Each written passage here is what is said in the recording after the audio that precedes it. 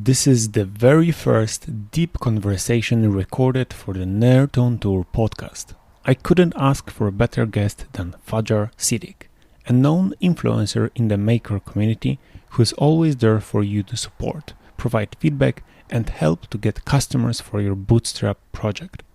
Fajar lives in a culturally dense and diverse Singapore, and whenever possible, he's visiting nearby countries with his laptop and yo-yo. Let's dig into the digital nomad topics with Fajar Siddiq. If you would like to know more about our conversation, just go to nerdontour.net/Fajar. This is Fajar. nerdontour.net/Fajar. Welcome to Nerd on Tour podcast. My name is Piotrek Bodera, and today I'm joining Fajar Siddiq, which is my friend from Singapore. We met a few months ago in Singapore, then again in Kuala Lumpur, and he's an incredible maker. He's an influencer in the maker community, and I am really happy to talk with Fajar today. Hello, Fajar. Hello, hi, Piotrek. How's it going? I'm very good. How about Hi. you? Yeah, I'm fine. My name is Fajar Siddiq, and I'm from Yishun in Singapore. And I'm a serial entrepreneur, indie maker, influencer, producer, professional Euro player, as well as a judge, and digital nomad, designer, and developer. So that's like the things that I'm doing currently right now. Excellent. So excellent. So it's in the afternoon right now, and I'm really happy to actually speak to Piotrek. Okay, Fajar. So I'm very interested from the perspective of the cultural background and the experiences of the people who I talk to, and I found that you are very serious about underlining that you are from Singapore. You have your Malay roots, and you're also big into the culture of Islam. And I also saw the pictures of you going to Mecca in 2018, and this is like the most important journey, for every a believer to go there. So if you could tell me briefly, like how do you feel this culture, and how it is important to you, and how do you contribute the culture? Because I also know that from the production side, you started the film productions right after you get it back from Mecca. Yeah, so how it actually began is throughout my whole life, I was already born as a Muslim. So I was brought up in a Muslim family. Mm-hmm. So we believe in the religion of Islam. And then as soon as I grow up, until, those teenager days, I just go out, spend time with friends, do those teenager stuff. So I'm not really a practicing Muslim, honestly. So until in 2011, I started out my company, and then it was doing quite well the first year. My startup, the company name is called Euphoria, and then in 2012, something happened big in my life, which is my late parents passed away. So it was my mom on the 1st of March, and then 17 days later, it was my dad. And then in 2013, it was my late brother, my second brother. So what was happening was there was like this, something happened in my life. So I didn't have anyone to actually really speak up to. So back then when I was doing my business, it was just just me, my laptop, paying bills, and where I was studying. I didn't really study like computer science. I don't study about graphic design. So everything else was just self-taught from 2005. So it's pretty much a lot of DIY stuff. And then right until I decide from freelancer, and then to 2011 I started a company. But something happened in my life in 2012, so I was really excited to actually start my company. And then something happened, and then I realized that I should put a pause. And then I started to find something that is spiritual. That's something that I could rely on. Mm-hmm. So there was not a single human actually that I spoke to would actually understand what I'm going through. Mm-hmm. So as a Muslim, we have this thinking of like, there's a lot of tests in life, tests, trials, Mm-hmm. tribulations.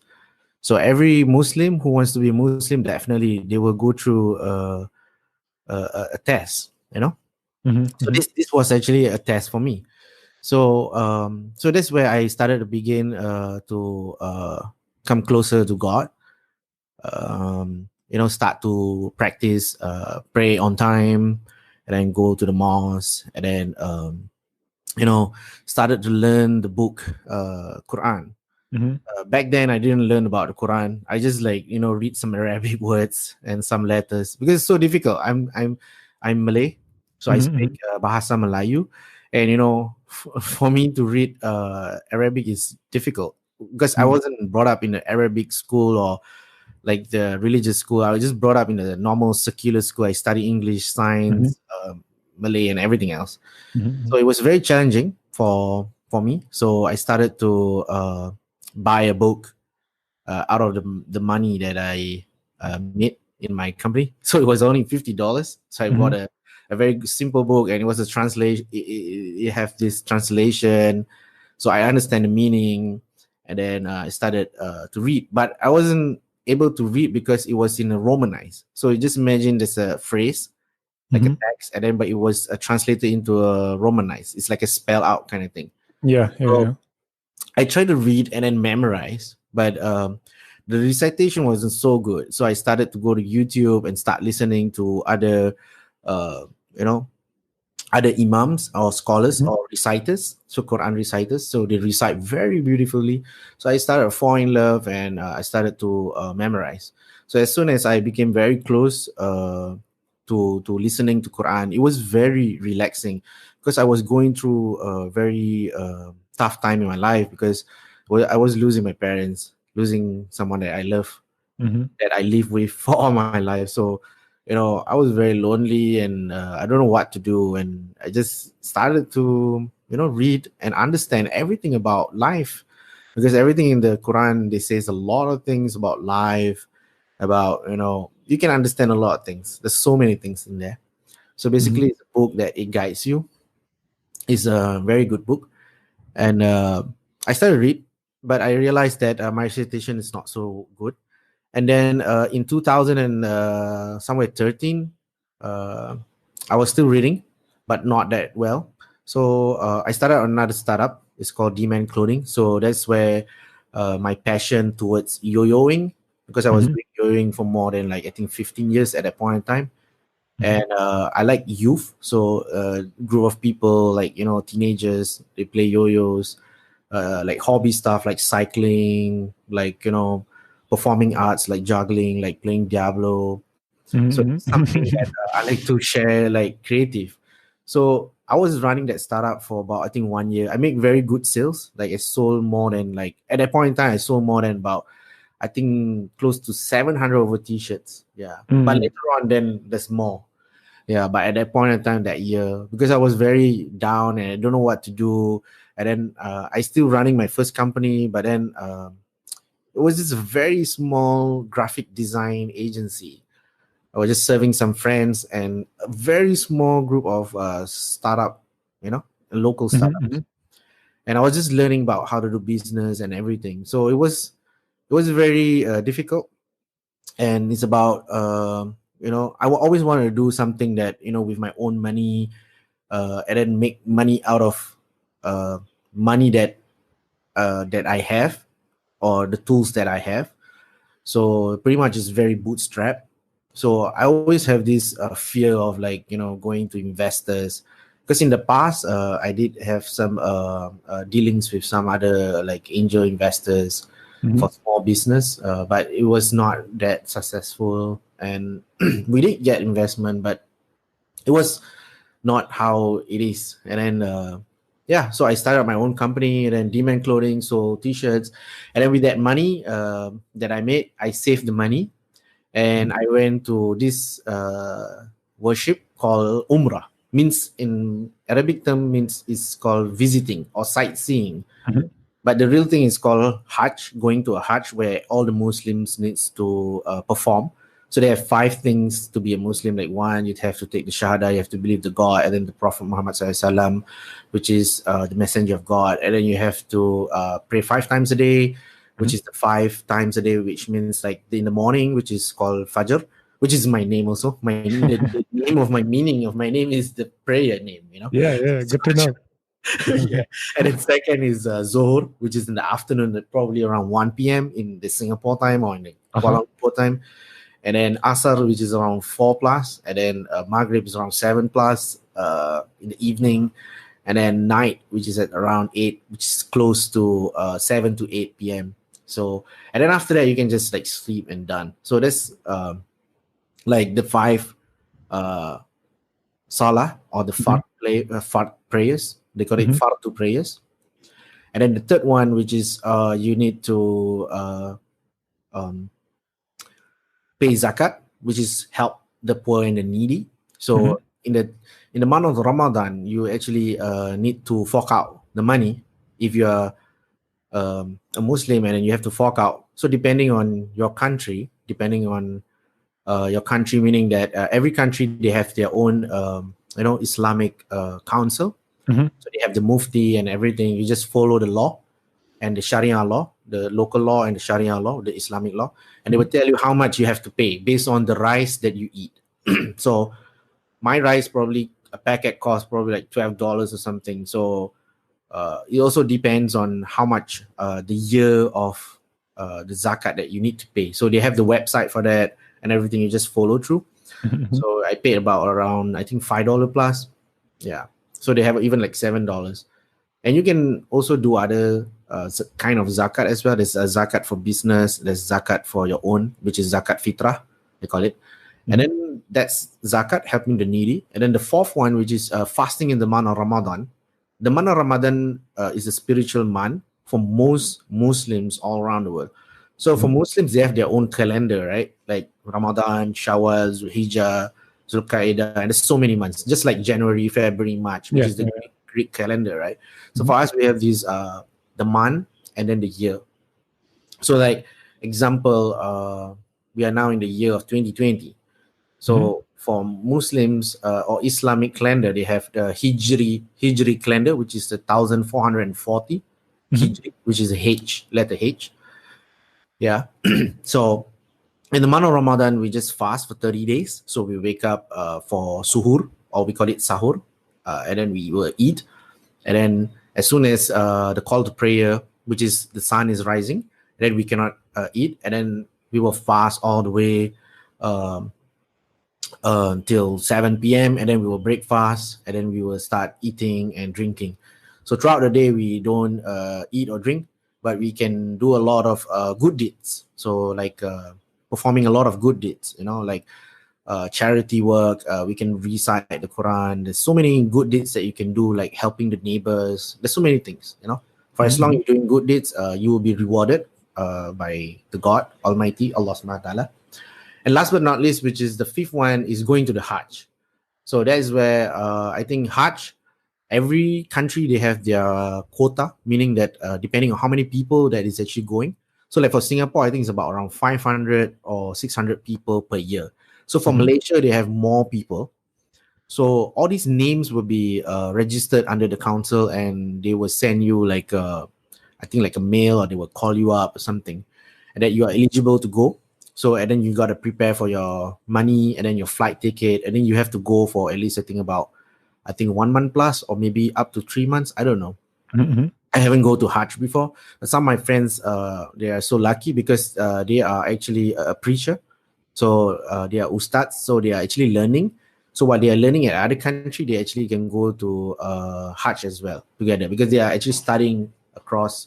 I mean, they are studying in the Middle East. So there's this other place like Mecca, Medina, and other Mhm. Middle East area where the university is at. So, looking at all these 5 pillars of Islam, I wanted to go Umrah. So when I went to Umrah, it's a life changing for me, because I went there to actually to seek for forgiveness. You know what I mean? Because I Mhm. felt that I have so much sins in my life, that I have done so many bad things that I cannot mention now, because Mm. it's like it's not a good thing to mention about the bad Of thing that course, I've done. don't do not brag about it. Yeah, True. so many things.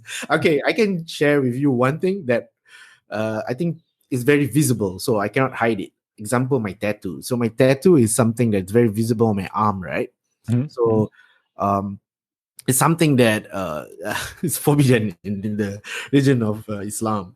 So Mm. back then, I was pretty much very influenced in the punk rock culture and the music. That's where I started DIY at a young age. At 14 Mhm. years old, I was much in love with music and playing guitar, playing drums, composing tons of music, lyrics, uh, Nice. writing about love songs, broken-hearted songs.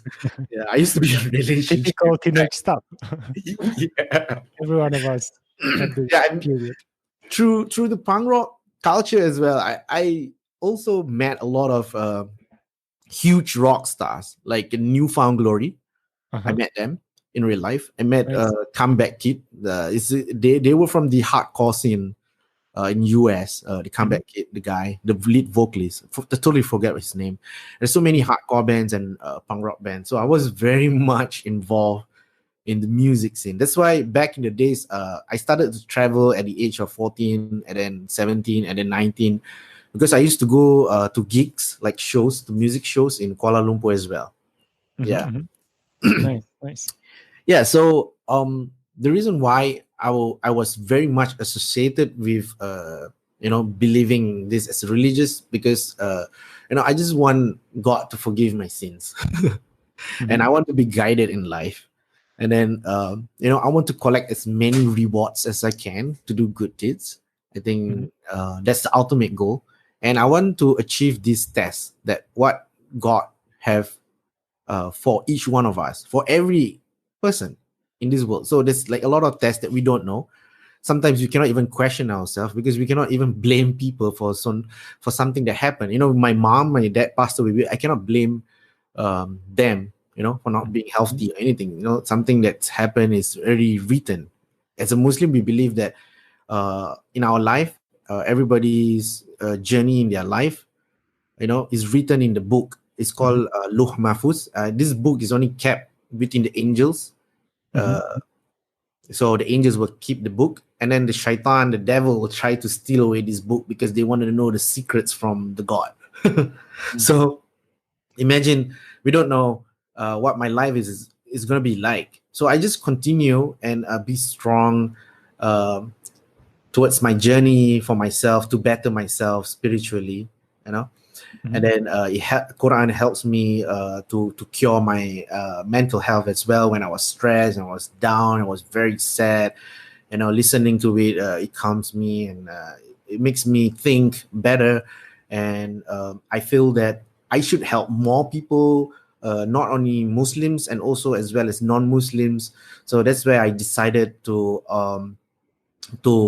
uh, create the production to benefit Islam in the most simplest way, to Mhm. share about the Quran by just listening and watching a video. So it's not pretty much like a very long, those kind of like you sit down in a lecture and then you have to listen everything. Mhm. Some people will not be comfortable with that. So most of the videos content that I produce at my third startup, which is Ilm Productions, right after I came back from the Umrah, which was the 14 days tour, was visiting and just eating nice food in the Middle East. And I get to Mhm. see the big, huge mosques, and then I get to read the history and explore the places. It was really beautiful in Saudi Arabia. The culture is so rich, as in Mhm. like with food and the people and lots of things. Mhm. And right after I came back, I started the startup and I registered a company. So in Singapore, if you were to run an Islamic company, you have to go through some sort like like a like an audit or something like that. Mhm. So Let, the you know the yeah let's put this in like later note, because I will like to ask about you about the companies and setting up the companies yeah in a while. Let's just get back to the point of just your trip to Mecca. yeah Could you just tell like a short version of how it looks in terms of like how do you need to prepare for it, then how it is in the place, and then when you come back, like are there some specific rules to follow as a Muslim person? uh-huh yeah. So when I was preparing to go to the Umrah, which is like the visiting, Uh-huh. so there's two places. So it's called Masjid al Haram, which is in the state which is called Mecca in Saudi Arabia. Hmm. Another one is the mosque called Masjid al Nabawi, which is Hmm. the Prophet Mosque, Prophet Muhammad Sallallahu Alaihi Wasallam, and that is in Medina, the state of Medina, and then in Saudi. So when I was there, the distance is about probably 8 hours bus ride. It's something like going to Singapore, KL back to Singapore. The distance, I think, is something like that. Uh-huh, It's uh-huh. easier to understand. Yeah. So um what preparation that I needed to do was just to bring myself and be prepared. And there Mhm. was a simple clothing that I needed to bring, was like this piece of white cloth, like it's like made out of like a towel, but it's called ihram. So this white cloth you cover on your top of your body. So it's a must to wear for men. They cannot Mhm. wear any other clothes when they are performing the umrah. But right after you finish your umrah, and then you can change to other kind of clothing that is appropriate. Means Mhm. it's like covered or anything. Uh, so I brought that ihram, and then just a backpack and just a simple empty luggage, because I wanted to buy some food over there and some nice Right. delicacies and so many other stuff like books and everything. So I Uh-huh. went there. I took the flight. I think it was more than 14 hours flight, I think, through the Saudi Arabia Airlines, I think. Yeah. Mhm. Yeah, and then we arrived, but and then we stayed in the hotel and everything, and then we started our umrah the next day. It was a very quick one whole day kind of thing. We started in the early morning. So the umrah was, the first one was we need to do the tawaf. The tawaf means you have to do like 7 times. You have to go around the Kaaba. The Kaaba is the black looking box thingy in the Uh-huh. middle in the Masjid al Haram, which is the mosque, the Haram mosque, where all the Muslims would pray. So the woman would be there, the men would be there. So everybody would just go around, circling around, and it's called Tawaf. And then they have the starting point, and then they have the end point. And then right after you've done that, and then you have to pray 2 rakat, like the salah, the prayer, behind the Maqam Ibrahim. Mhm. Maqam is the place where Nabi Ibrahim, alayhi salam, another prophet, and then just pray, and then done, and then you will go to Safa and Marwa. This is a place where there's a history about that, regarding about this water called Zamzam. So how Zamzam was, the water came out from the earth, from the desert. So the Safa Marwa history, you can read more about Safa Marwa history. So that place is called Sa'i. So I have to run like 7 times. At this section, they have the light, the green color light. So you just follow through and just run, and then right after you finish the run, straight ahead, it's like 100-meter dash. I don't know. It's like 100-meter dash. You just run, Mhm. and then you just stop and end, and then you just make some prayers. You just put up your hand, both palms, and then you just make the dua or the prayers, supplication to Allah, to God. And then once done, and then you would do the same thing and repeat that, I think, like a couple of times. And then once done, the Safa Marwa, which is a sa'i. And then last but not least, you will do the tahlul. So the tahlul is the one that you will shave your hair, your head, not the head. I Mhm. think the hair or the head. I don't know. The hair actually, Okay. But the hair. So completely, do you to do this like as a monk? uh okay, Hmong is a different thing. So for us as a Yeah, Muslim, this is the yeah, we only will shave that. So you possible. have two choices. One, you can just use a scissors and cut, but the reward for just cutting uses a scissors is just one. Mhm. So the reward is just one. But if you like shave bald, like Mhm. totally To like the skin. like bald, and then the hair is all done and gone, that you will get reward 3 times. The reward you will get 3 rewards. So Okay. you can either do it yourself, but a lot of people do it DIY. But we went to a proper barber shop, so the guy will just spray in this water. Then this water is also specially made, but this is more a culture thing, not religious. The water. So the water is, they call it the 1,000 flowers. It's like 1,000 of petals that has been compressed, and then they just squeeze everything, and then they get the water from there. It's so the smell is so nice. Yeah, so they can just spray on top of our head, and then they start shaving you using the shaver and everything, and then done. And then once you're done with the tahlul, which is the shaving of the head, the hair. And then you can just go back to your hotel, or you can just chill out, eat some kebab or eat some burgers or something, because you're done with the umrah. So, and then you can just do other good deeds and prayers in the Masjidil Haram, because the reward of Masjidil Haram, if you were to pray just one prayer, because we have 5 prayers a day, right? So you to pray only one time, you will get the reward is as if like the whole entire of your life you have been prayed. So that's the reward. That's why there's so many people wants to go to Masjidil Haram, the mosque itself, the Haram mosque, because of the rewards that we can get. So once it's done, we go back to the hotel, we kind of like just rest, and then we'll continue all our prayers and our good deeds, and we keep on doing all our things that we need to do. But the umrah is just simple, just tawaf, and then the sa'i, which is the running thingy, and then the third one, which is just the tahallul. That's all done. Then the rest you just do sightseeing and visiting. You just take the bus. There will be a tour guide. They will just tell you where you want to go and see and explore the history of Islam in Mecca and as well as in Medina. So in Medina itself, they have like the graveyard behind the mosque, and then inside the mosque itself also they have the grave of the Prophet Muhammad SAW, and then his best friend and his leader in his clan. And these are the important people, like good friends, good companions of the Prophet Muhammad SAW. So there's 3 bodies in the graveyard in the Mosque Nabawi. So you only can just pass by and say some salutations and just go.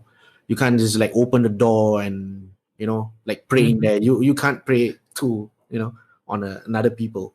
And then we just go out and done. So it's just like more like walking and just passing by. And other than that, we can just pray in the mosque, and the reward is so huge as well.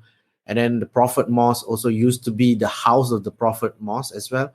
So we can get a chance to pray in there as well, and the reward is also huge. It's called Ar-Rawdah, the place. Ar-Rawdah is one of the name in the heavens. So a lot of people will rush to that place. So how to know that is Ar-Rawdah? You can see the color of the carpet. So they have the color of the carpet, like green color. So a lot of people will notice that, oh, this is the section, or this area is the place where it's called the Ar-Rawdah. So they will just pray and make a lot of supplication and everything. So they will ask for a lot of things, like for wealth or health, for forgiveness, everything from God. And then that's it, done. And then they will just go back to hotel, probably go shopping. I mean, outside in Nabawi Mosque, there's Starbucks as well. If you want to drink Starbucks, you want a H&M, you can shop at H&M as well outside the mosque. It's amazing. I mean, like, I've been to Saudi, and it's like, the tourism is amazing. It's amazing. Like food, everything is accessible, and they can understand you. And so I was shocked that they actually can understand Bahasa Melayu also. And they was asking, where you from? I said, I was from Singapore. And then they were like, Singapore? Where is Singapore? It's just beside Malaysia. Oh, Malaysia. And I was like, yeah, I'm from Singapore, Singapora. In Arabic, Singapore means Singapora. So it's like really interesting, the way how people communicate. And yeah, those are just those like shopkeepers, like the shop owners. So it's really, really interesting. Excellent. So after that, then I'll just I go back from the trip, and I started to be more serious about memorizing the Quran and reading the Quran and improving my recitation, because my goal in life is to get a lot of rewards, like tons and tons of rewards. Like these rewards can't be seen only in the day of judgment, Each one of us will have the book. So either we receive this book from the left hand or the right hand, and then we will check whatever we have done, and then if you've done the good thing, and then God will will reward you, and your place will be in the heavens. And then if you don't, and then the place will be in hell. Yeah, so there's a lot of this topic about hell and heaven thingy. So you can read more about it in the holy book, which is the Quran. There's so many. It's like in English. There's so many language. So when I was there also, I was shocked because I went to a factory that they produce the book Quran also, like tons of book, like millions of book. And there's so many translation, like Chinese, Russian, and some of the languages as well. I can't remember. There's so many languages. And now they make it accessible as well online. So you can just go to like Quran.com, and then you can just see everything. You can just find whatever meaning. And if you don't know, you can always ask an expert or like someone who is a certified scholar based on the country. Yeah, not everybody who preach will preach correctly or rightly. So you need to find the correct source and the people who graduate from university. Would you recommend a source that you find useful, especially for others who are totally not aware of what is Islam, besides of course the holy book? Would you point to a movie or a website or a book that could somehow explain more? For me, there's two types of things. The two types of way.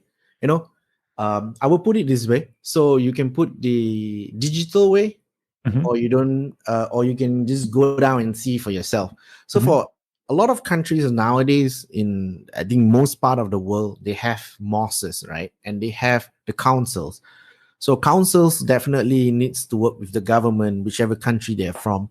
So you can actually go down to the mosque and ask questions that you are interested about exploring about Islam, and have some questions.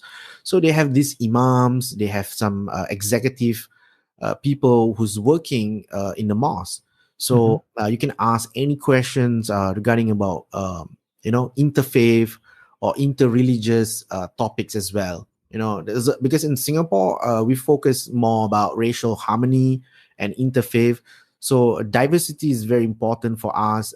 Building a cohesive community is very, very important for us. We respect other religion like Christian, the Jews, the Hindus, and so many more. And it's very important for us to stay in a very happy country, meaning that in harmony. Yeah.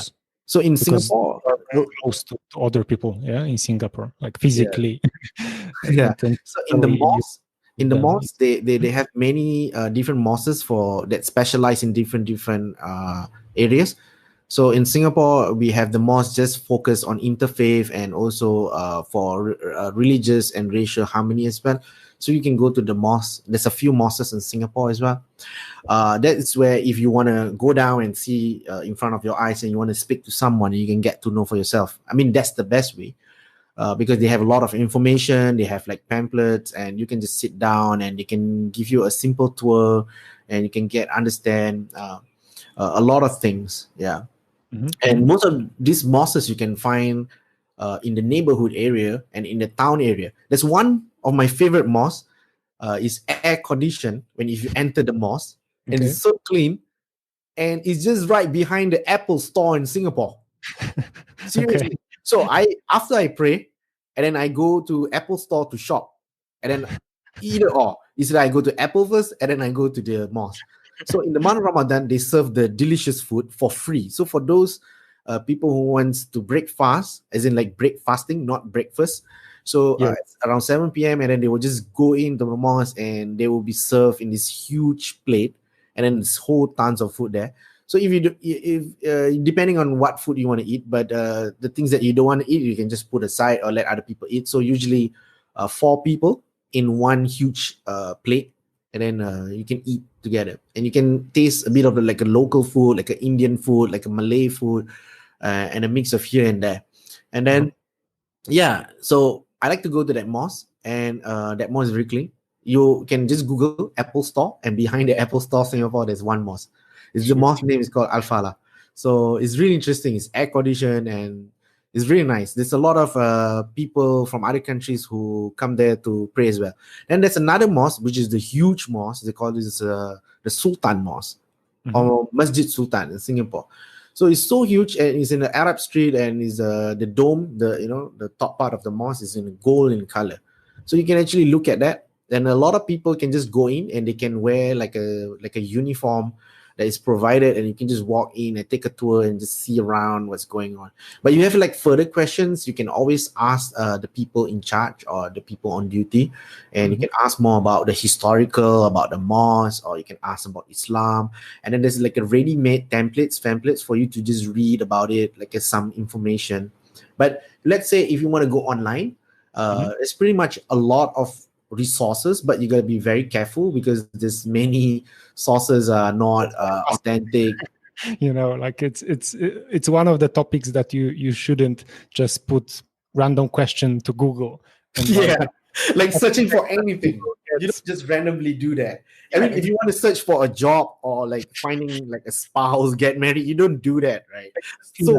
That's why I'm asking someone who has experience and you know it by heart, in terms of how much effort you put into your journey to like being aware of your sins and now going closer to God, because it's important to you. That's why I'm asking you, like, what would be the one source that you would recommend for others? For me, it's really important for Muslims to go along together with the book, the holy book, which is the Quran. So I will go to, until today, even if I make mistakes, like I do bad things or accidentally make a sin, or maybe, we always make mistakes as a human. Regardless, is the unseen things, which is like the shaitan, the devil, would disturb us, who's always trying to do something for the human. That's what the Muslim believes. Or it's either we ourselves, did something wrong. So I think most importantly is to ask for forgiveness. Just, you don't need any source, but you can just ask from God. And another thing is you can just go over to like the website, like Quran.com. So this is my favorite website. And you can read the Quran and just listen to them. If you don't know how to read, you can listen. If not, you can just read the translation. You can get a bit of understanding. And another one, you can go to sunnah.com. So sunnah.com is the book where is the hadith. So the hadith is something that it goes along together with the Quran. Yeah, so like what the Prophet says and what he does and what he do, so it's all recorded in the hadith, which is in the sunnah.com. So the sunnah is something that the Prophet do. So this is the reason why, like for example, for a Muslim, they eat with the right hand. So how do we know that we should be following eating with the right hand? So we can know this through the sunnah of the Prophet, means what the Prophet have done. And it's all recorded in the book, which is called the hadith. And hadith, they have up to like six books. There's a hadith, there's like a Sahih al-Bukhari, Sahih al-Muslim, there's so plenty other hadith as well.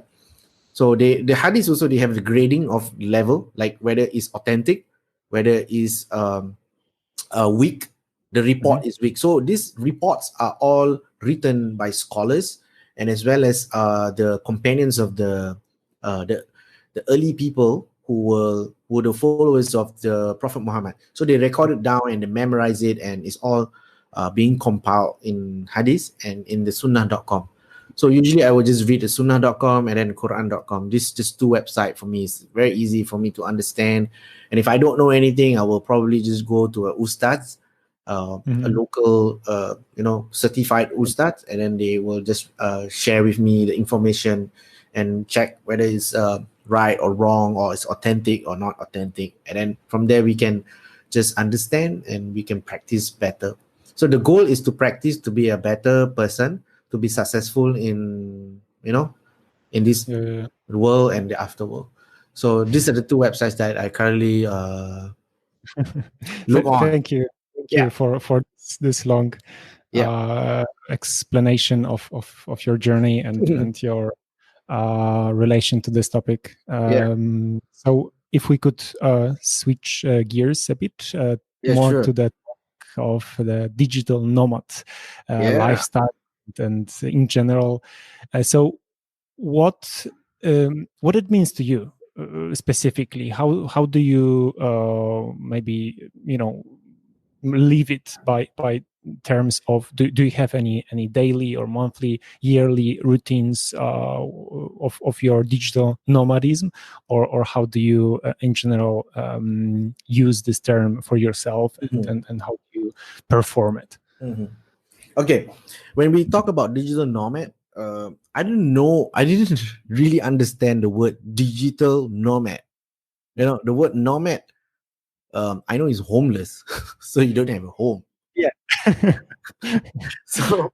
So, but I was already doing like traveling. So the main word here is traveling, right? Going to places to places. So at the age of 14 years old, I started to travel at the age of 14 years old because I was uh, playing yo-yo and I was competing in yo-yo contest, and so I was part of the yo-yo community in Singapore and in Malaysia as well. So I Mhm. like to compete in the yo-yo contest and just to win some prizes and just show my tricks up on the stage for like 3 minutes, something like that.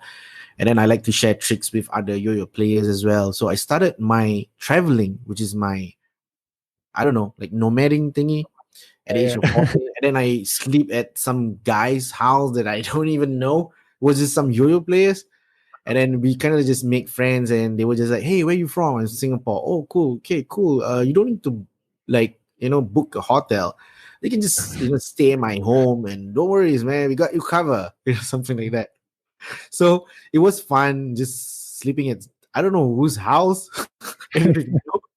So I just carry my backpack and just bunch of yo-yos in my bag, and I would just like travel. And I had never been to Kuala Lumpur, and I see like so many people different the way how they speak because my race is Malay, but I'm from Singapore, and the people from Malaysia they are Malay as well, but they are different the way they speak and the way they do things, and but we still understand each other. Yeah. So, um, I started at age 14, and then at the age of and then I went to school, and at the age of 19, I was pretty much involved still with yo-yo and then with music. So Mhm. I travel a lot and I stay at the backpackers hostel. So in Kuala Lumpur itself, there's around the Bukit Bintang area, there's tons of like backpackers hostel. So this is where I just check in, and I don't, back then there's no websites or PayPal or anything. I don't know Obviously. when I was Very 19. different world. They Very used to old. call people backpackers at Yeah, that time.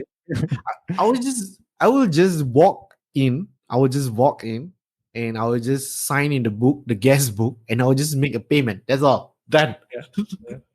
Right? It's so easy. At what point the digital part Oh, show up for? yeah. So that was the year when I was actually still serving the national service actually that Uh-huh. year. Wait, I Which think is I the military switched. service, is Yeah, it?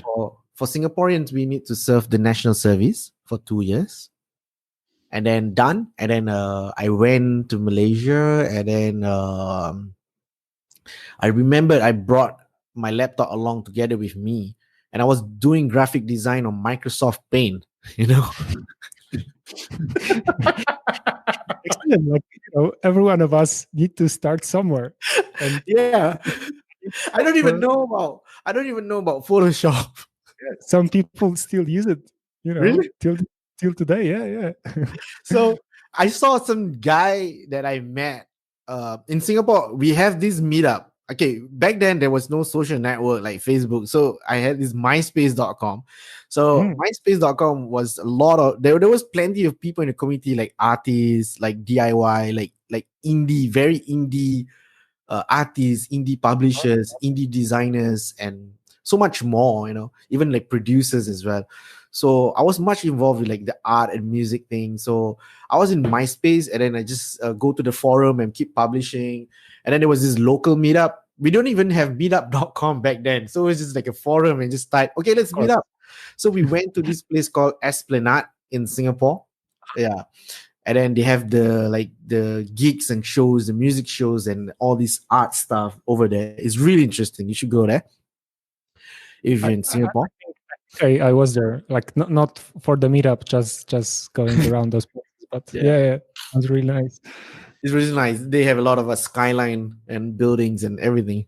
So I was there, and then I meet up some small group of people, and then I started to you know learn about graphic design. Because the first thing that I saw, I was amazed, was like this guy. He told me that he designed this on computer, like a laptop, and then he just say that, oh, I print this on the T-shirt, and you can buy it for $20. And I was like, wow, that's so cool. It's like, how do you even do that? So, Cool. and then he just told me like, oh, you should use the Photoshop. What is Photoshop? You go to a photo shop, like a shop, like a shop. Yeah, the name is confusing. Yeah. So the first thought that came into my mind was like, Photoshop. Oh, you go to the Photoshop, and the guy from the shop will tell you how to do it. So, the thing that came into my mind was like, oh, the guy gonna print like some design and tell the guy in the shop to print the photo. So I tried to understand, but I didn't. And then they introduced me the software. It was Adobe Photoshop 3.0. It was like the early version of 2000 years ago. Yeah, I remember. And then I started designing, and there was so many tools and features in Photoshop. I don't even understand. I only understand like cut, paste, select, and then erase, undo. Still don't understand most of them, but I use it every day. Yeah. So I decided that, oh, this is not for me. So I started to use Microsoft Paint. So that is where my the seriousness of graphic design begins. So I started to do graphic design through photography. So I take photos, and I would just drag and drop on Photoshop. I was using a compact Presario laptop. It was a very old school brand. And then I just kind of like just use the filter, and then after that I export and put it on Microsoft Paint, and I just kind of like do it manually, and I save it in JPEG format. So I didn't even know about the format files. I don't even know what's PNG. I don't even know anything. And then I just like send these images in white background to the shop that prints. Photoshop. No, Photoshop. So I print the T-shirt over there. Yeah. And then it cost me $25 per T-shirt. And I was like, oh, okay, that's cool. I can wear it for myself. So I started to wear the design that I printed and share with the local community. And they kind of like impressed, hey, that's cool, nice T-shirt. Can I order one too? And I say, which design? Okay, this one. Okay, I'll print for you. And then I started to print for everybody.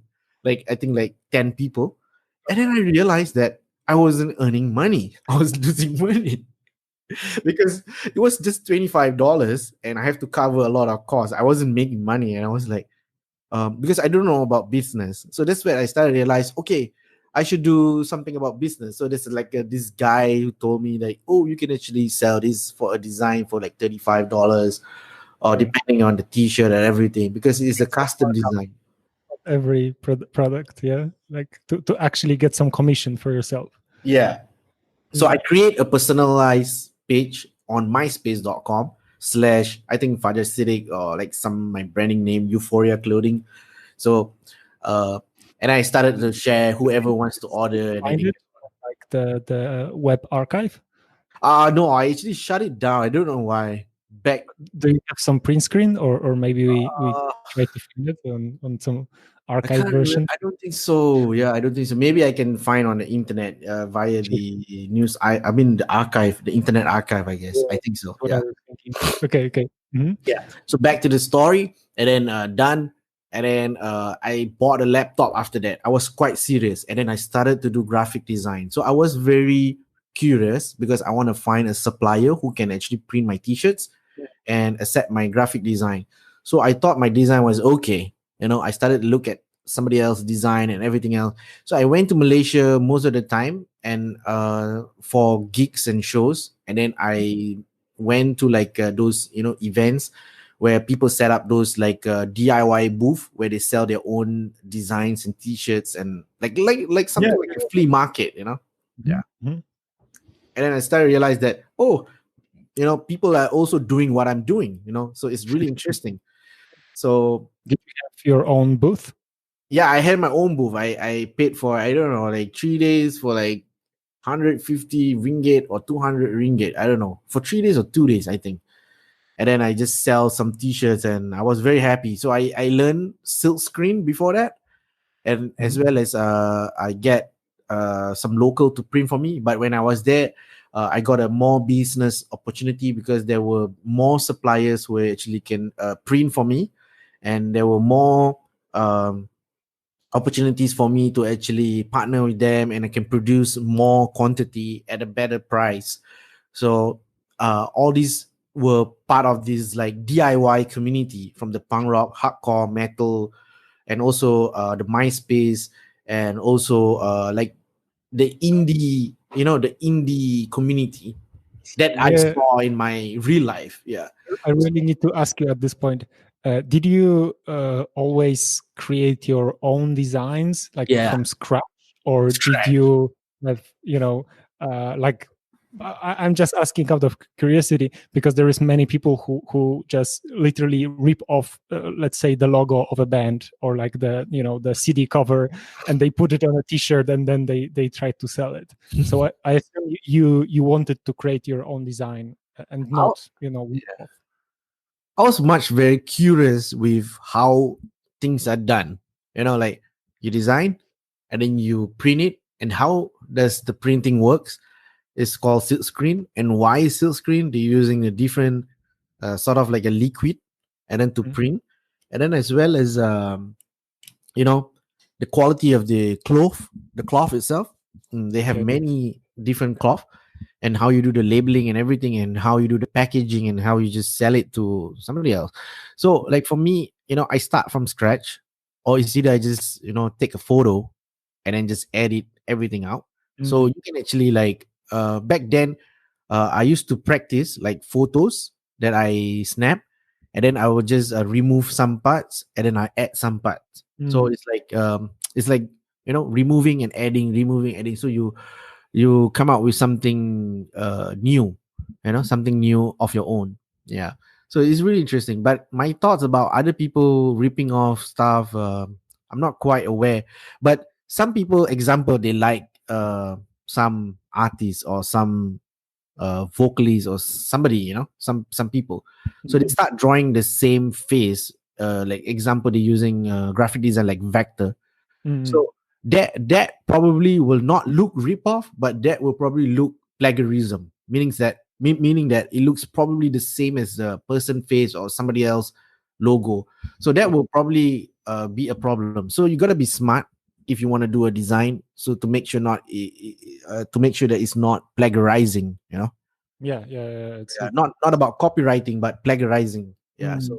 it looks really similar, that kind of thing. Yeah, yeah, yeah. It's so easy to fall into the trap that everyone has a smiley, yeah, on a T-shirt, because it's so easy to, like, today. Of course, we have emoji as a standard, but Mhm. back then, uh, you could have like very similar designs of whatever you wanted to have, or if you were like original artist, expressing your views of the world or some imagination on a t-shirt. It's so what was the theme? Like, did you have some Some uh concept. yeah, yeah, what was the design Yeah, it was pretty much like it's just a bunch of my friends in the community, Mhm. and then I just asked them to stand, because back then I think it was like this emo kid, like those emo Oh kids, yeah, I remember. emo art people with the golf kind of like Yeah, those. yeah, yeah. They put on their eyes, and then they look very emotional with the long hair. So back then it was in trend, this emo punk thingy, and those splashy kind of artwork, those kind of like very grunge kind of looking. It looks very punk rock. Mhm. So pretty much, I think it's just like 1 2 colors kind of thing on a t-shirt. So I think that is the kind of artwork that I'm very pretty much interested to do. So Mhm. I like t-shirt designing so much back in 2005 and 6, and then until I'm at the age of 19 years old, I keep on traveling and bring my laptop with my backpack and some clothes, and then just set up some booth. And then sometimes I will bring my like trolley, like my trolley, and then I will just put all the t-shirts that I want to sell, just put inside the luggage, like the trolley luggage, Mm. I would just set up the booth with simple black cloth or white cloth, and then I would just put all my t-shirts there, and then probably stick them up on the wall, and then people would just buy the t-shirt, and they would get some stickers, and then sooner or later I started to know about HTML as well because of MySpace. Mm. Because you need to personalize your Yeah, website, so yeah, I yeah. learned a It bit of was one of coding the over there. requirement at that time. Mm. So I learned a bit about using a blogspot.com. I didn't even know how to build a website. So I built a blogspot.com, and you can use I think the coding name is XML, I think. Yeah, Mhm. so you can just use this free photo where you can upload your photos for free and embed it. It's called photobucket.com. Have you Mm. heard of Photobucket? At some point, but I never use it. Yeah, they are like the pioneers, like photo sharing website back Mm. then. Yeah, Mm. way before than I think um, anything that I came across. Yeah, I think photobucket.com. They are before Flickr. You know Flickr, right? Mhm, mhm. Yeah, so they were like the pioneers. Photobucket was the pioneers, and then I upload photos, embed for free, and then just use it for the blogspot. So that's how I actually built my own website back Nice. So it was like your next step after the MySpace thing, is it? Yeah, right after the MySpace thing, and then Blogspot, and then from that Blogspot, and then I saw WordPress.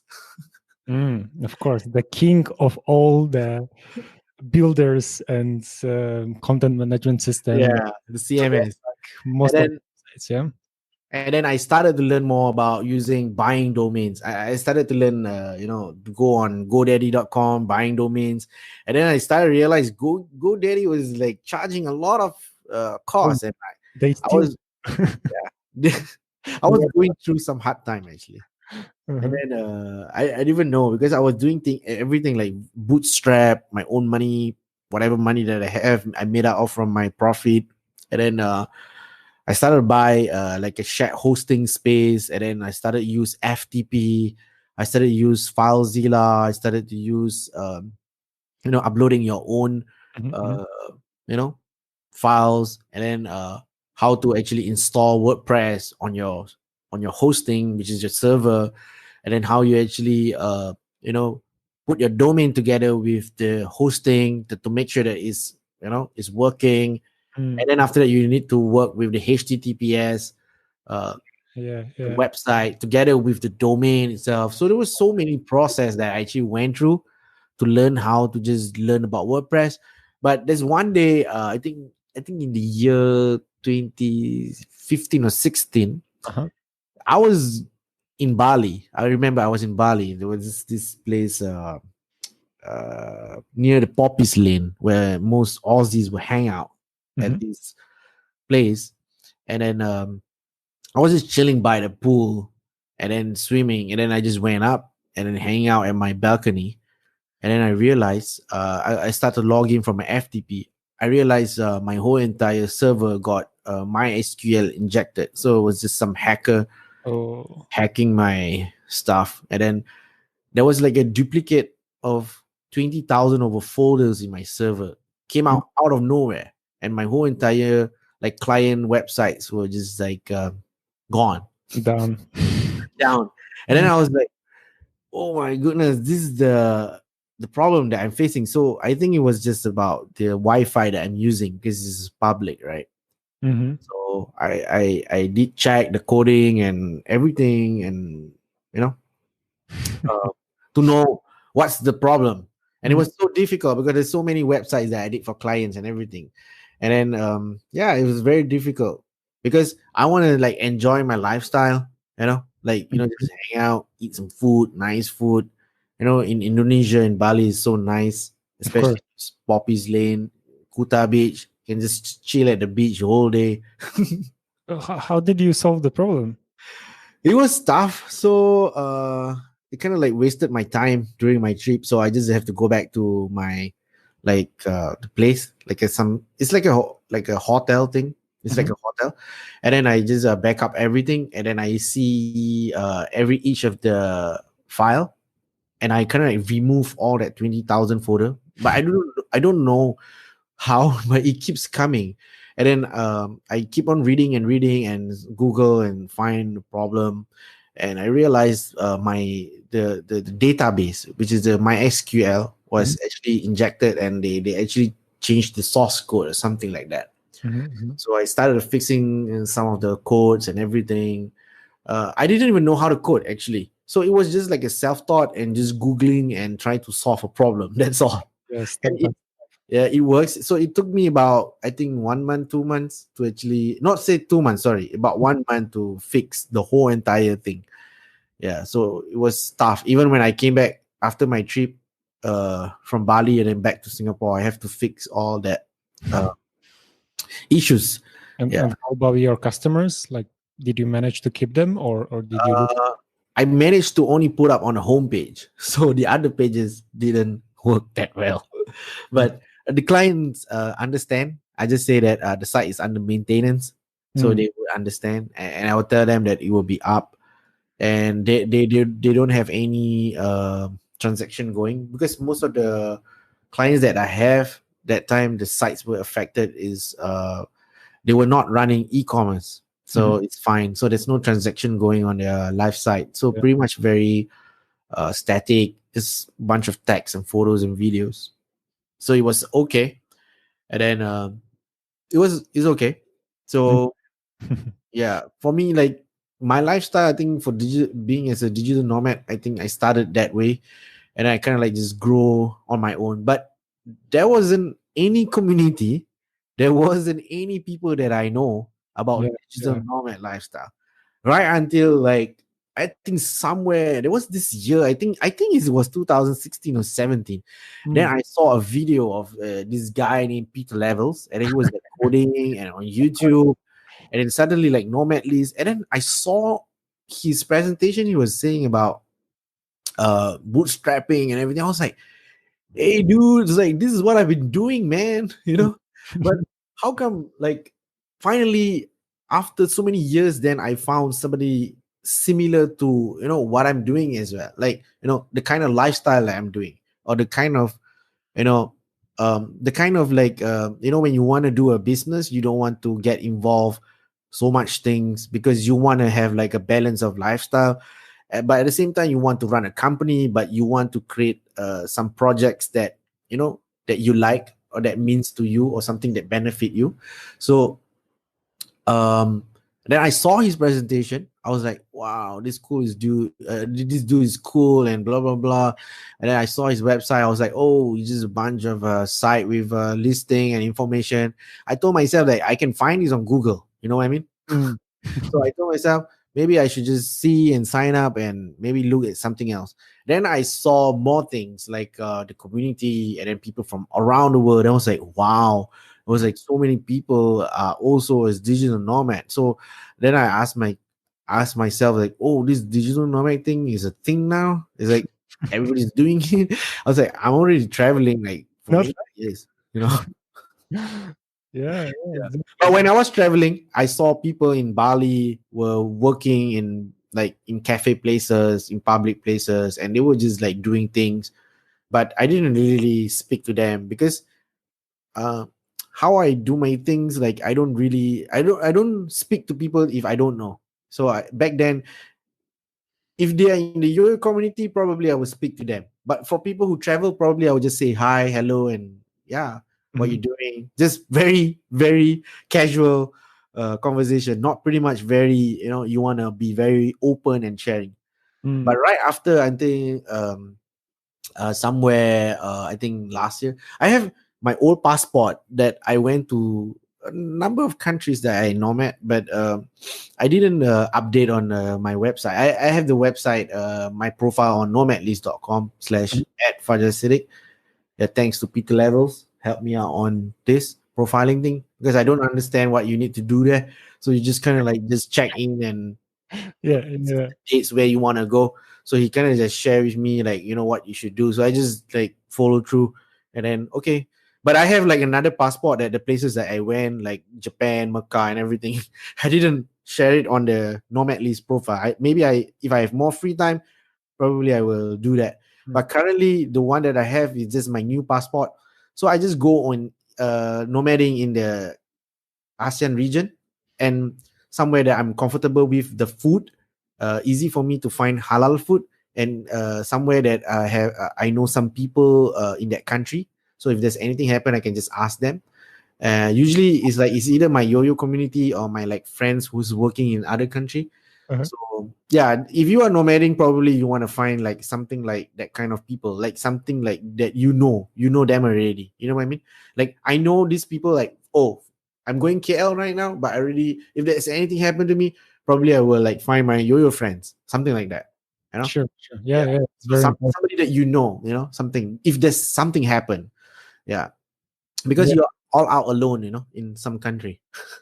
it's very important to have this Yeah. connection Yeah, with. this connection. And then as well as you probably need like some contacts with the foreign affairs in your country. So for us, we have the Ministry of Foreign Affairs. So I'll just take note any information if something happened to me. So for me this year 2020, I think it was really, really fun and grateful. I was so happy before the pandemic, as Mhm. in COVID-19. So I traveled to Brunei. I get to see the other side of the Brunei, which is not the city area, not the Sri Bengawan area. There's another side which is much more very down to earth kind of place. It's like they don't really upgrade their areas. So meaning that they are still with the old buildings and uh, the old housing estate, and they still sell like this delicious food like probably 60 years ago, uh, Mm, recipes. There's those kind of recipes. So you can find a lot of Malay food and Bruneian food in Brunei, in the Kuala Belait area, which is not at the Sri Bengawan, whereas like so many tourists will go there just to take photos and videos. So I've been there before. The first time I went to Brunei, but I go to another place. So my objective, um, to nomad, is to actually to find food as well. So I will find yeah, yeah, very food. important. Yeah, I think you like food too as well, right?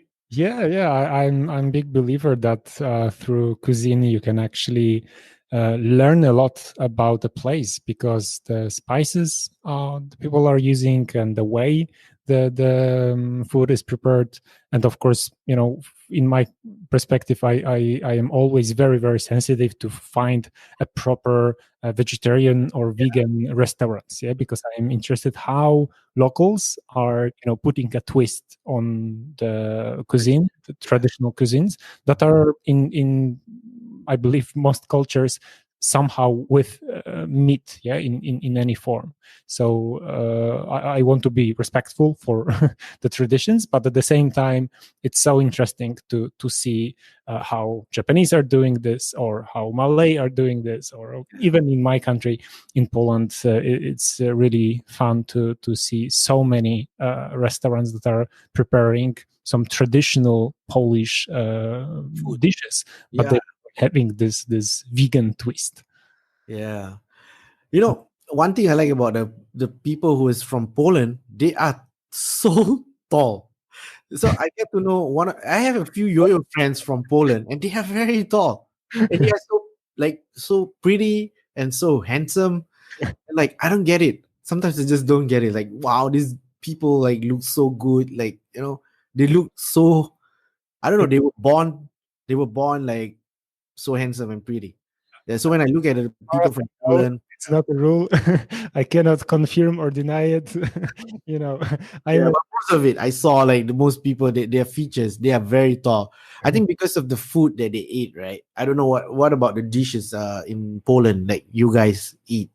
my father always makes some jokes that whenever someone is asking why me and my brother are so tall, because my parents are kind of average height, and so is my extended family, Uh-huh. and my father is usually joking that it's because of the American chickens Like when we were kids and growing up, Poland was kind of reopening to the world in a sense that the democracy started Oh, on yeah. after the changes in the Eastern Bloc.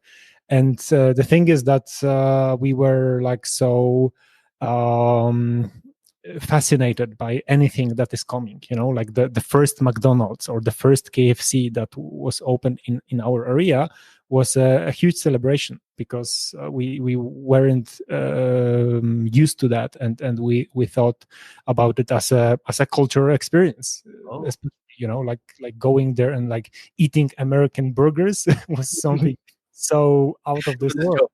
Yeah, I got it. Now I got it. Yeah, and then this is why the American chickens is the hormones or whatever else It's was. making you tall.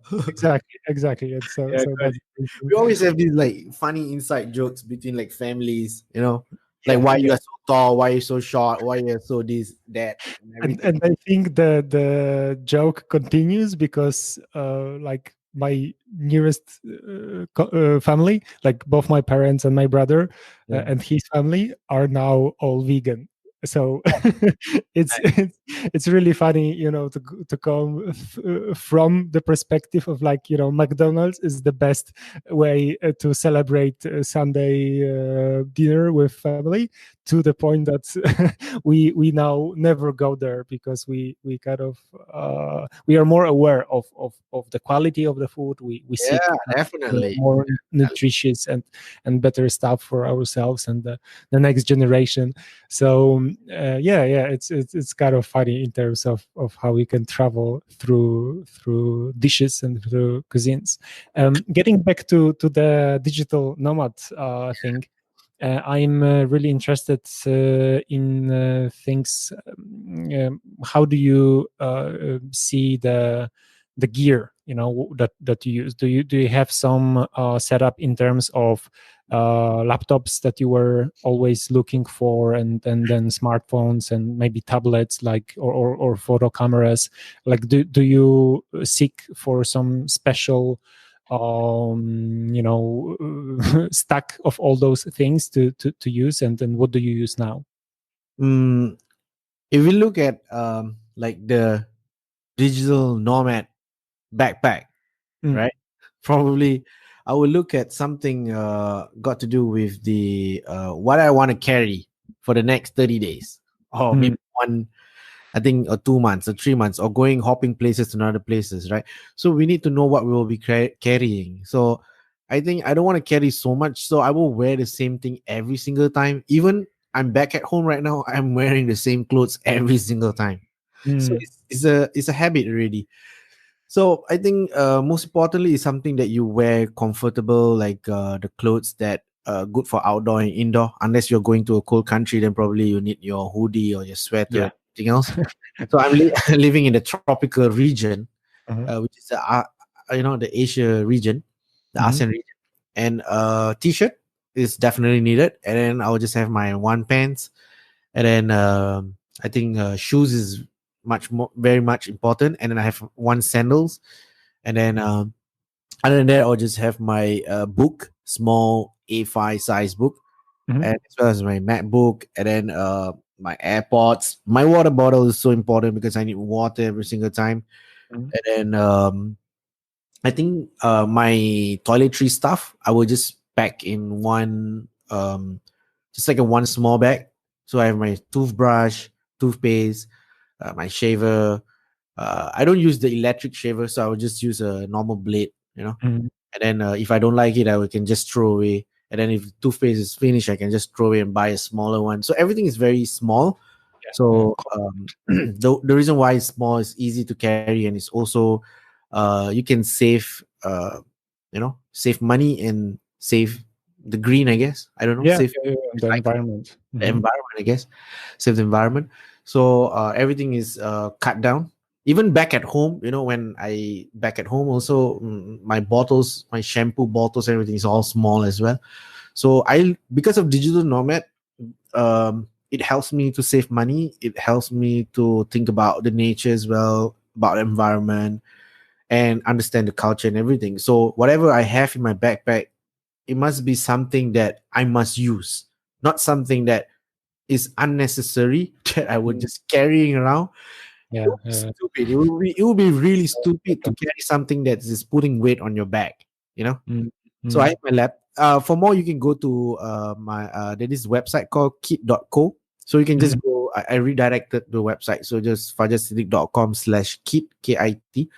So it's not pretty much of a backpack about like my backpack in my for digital nomad kind of thing when mhm, I'm traveling, but it's more like the camera setup what I use. So usually for camera as well, I will just have multiple batteries, rechargeable batteries for my M50 Canon mhm, M50, and then I have like my mic.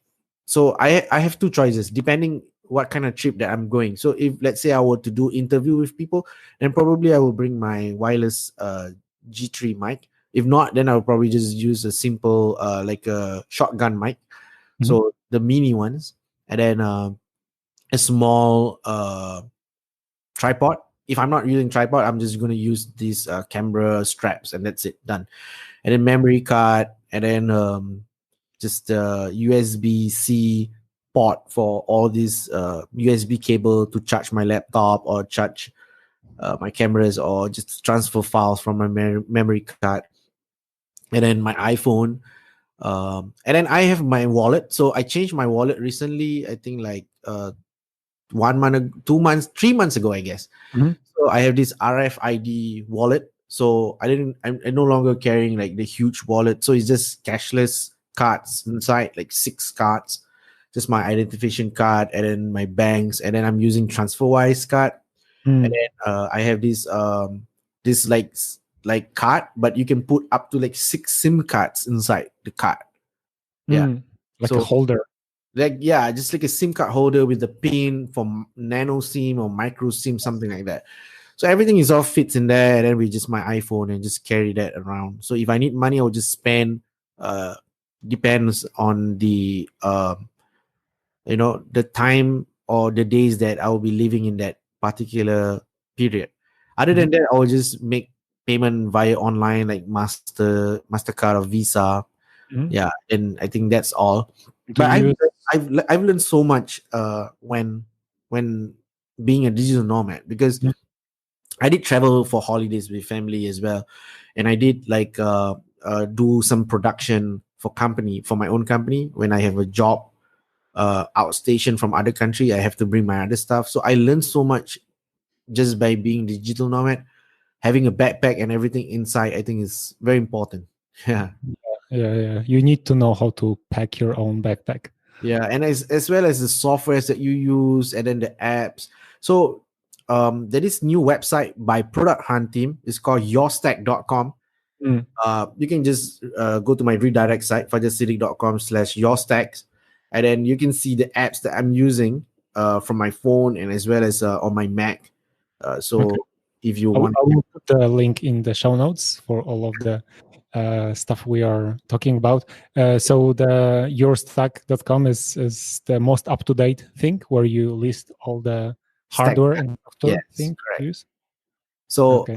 fajarsiddiq.com/kit, which is the kits for the camera for production, video and audio, Mhm. visual audio stuff.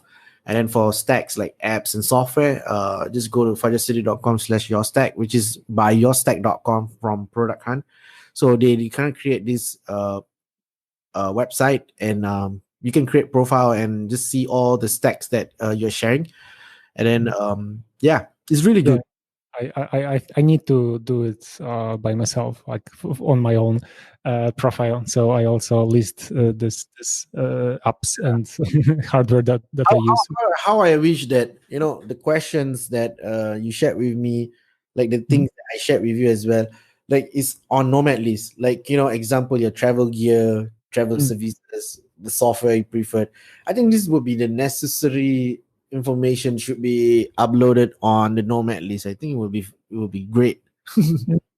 I remember that Peter created some versions of it before, but later on he decided to put it away, and Oh, it's yeah, like if you actually look into like the history of tweets of Peter, Oh. you will actually discover some features that were on nomadlist.com and then it was removed, usually because users didn't use it, or it was just too much overhead to do it by himself, because that's his trademark, yeah, that he's doing all his projects on his own, and even the Nomad list is became such a huge community, and then such a huge important tool for all of us traveling. He still wants to keep it small, like it's very interesting, this perspective of how you can automate almost anything you do online, and then only focus on the creativity and adding new features, improving what you have. So yeah, it's definitely a very good example of someone who did it right, and also from the financial point of view, because he's publishing the open startup thing, where he's showing how much money is this website generating. So yeah, definitely a very, very good example for all the digital nomads that want to follow his lead and do something similar. Yeah, that will be definitely for open startups or open makers who's sharing their metrics and views and everything, how much they're earning, like monthly recurring and everything.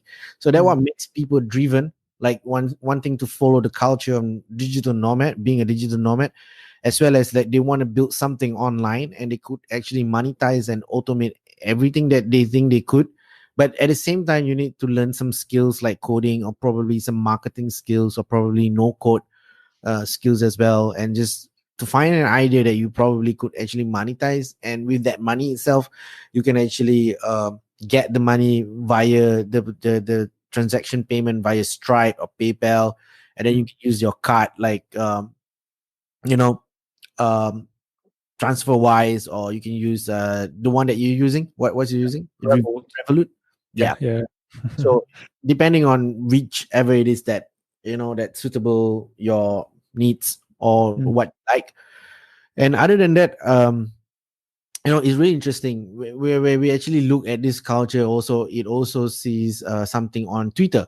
So back in the days, I use a lot of like Facebook and then Instagram, sharing photos and whatnot. But on Twitter, it's totally different. Like people are so open, sharing like money thingy, and how they're performing, like the website and what service, and what kind of stuff that they're building.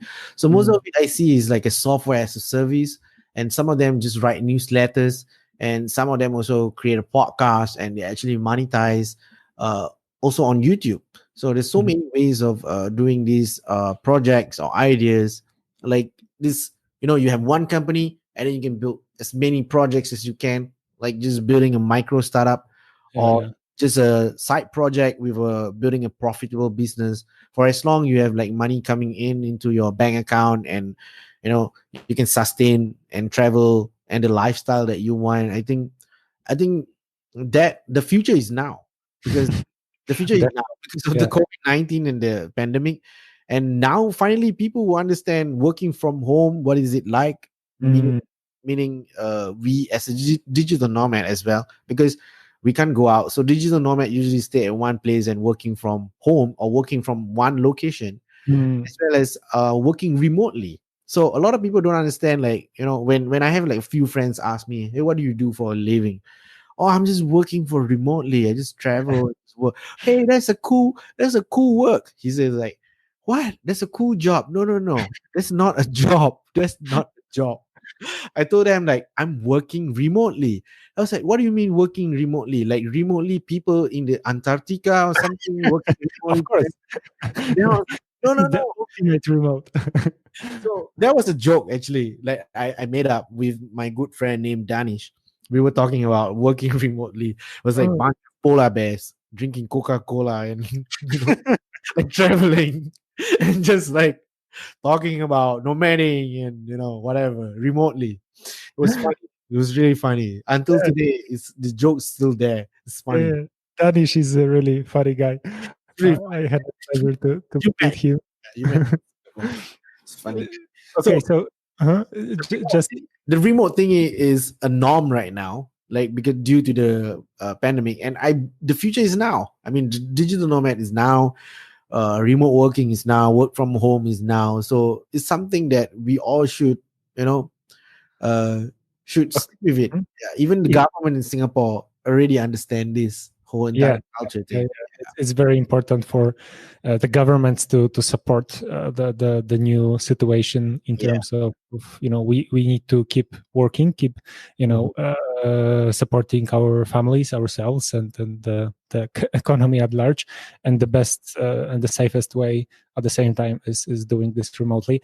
So speaking of this, three things. First of all, I recommend you to listen a podcast by people from Basecamp. It's Oh, called basically, yeah. Rework, Mhm. and recently they republished one of the most popular episodes, Yeah. and we were laughing about the polar bears drinking Coca-Cola. Really?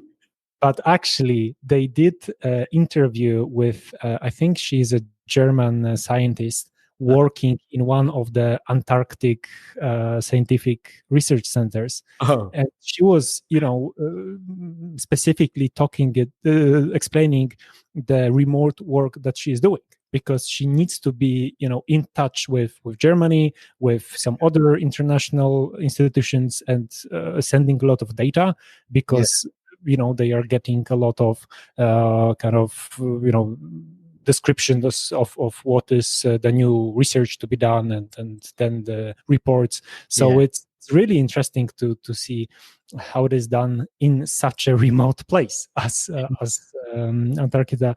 So yeah, definitely. I will also put a link to this. Yeah. Would Second love to thing, listen to that podcast. yeah, I yeah, can imagine if we were to do remote work in Antarctica, it would be madness.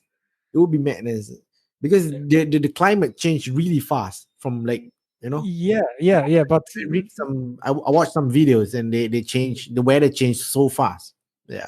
I had a pleasure, I think, at a few occasions to actually listen to like on a live panels to Wow. people, some of the Polish researchers or other people who were explaining how it is. Some were based in Greenland, Wow. some were in Antarctica.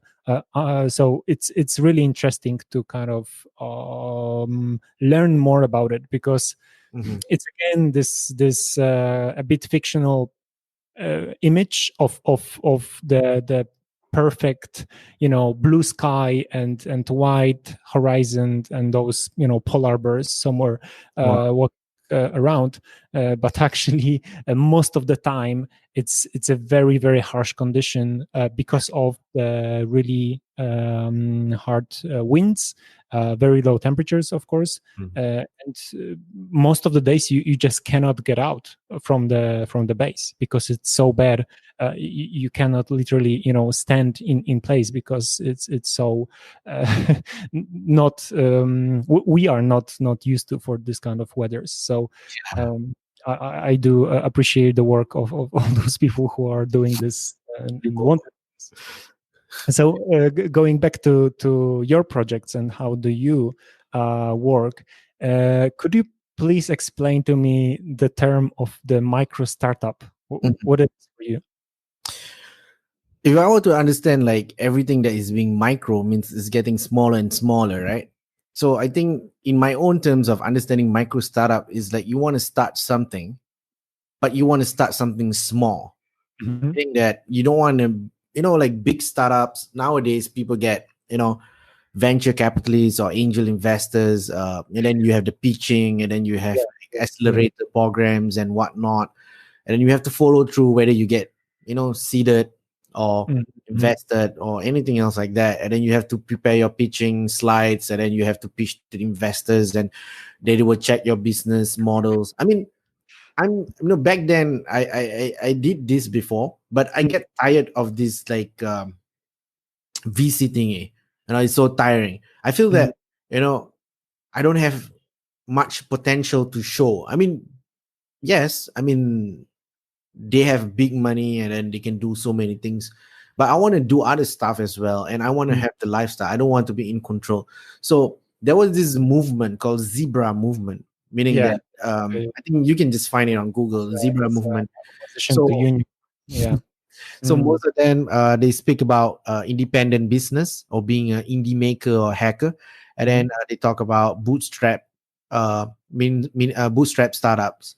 So being a bootstrap founder as well.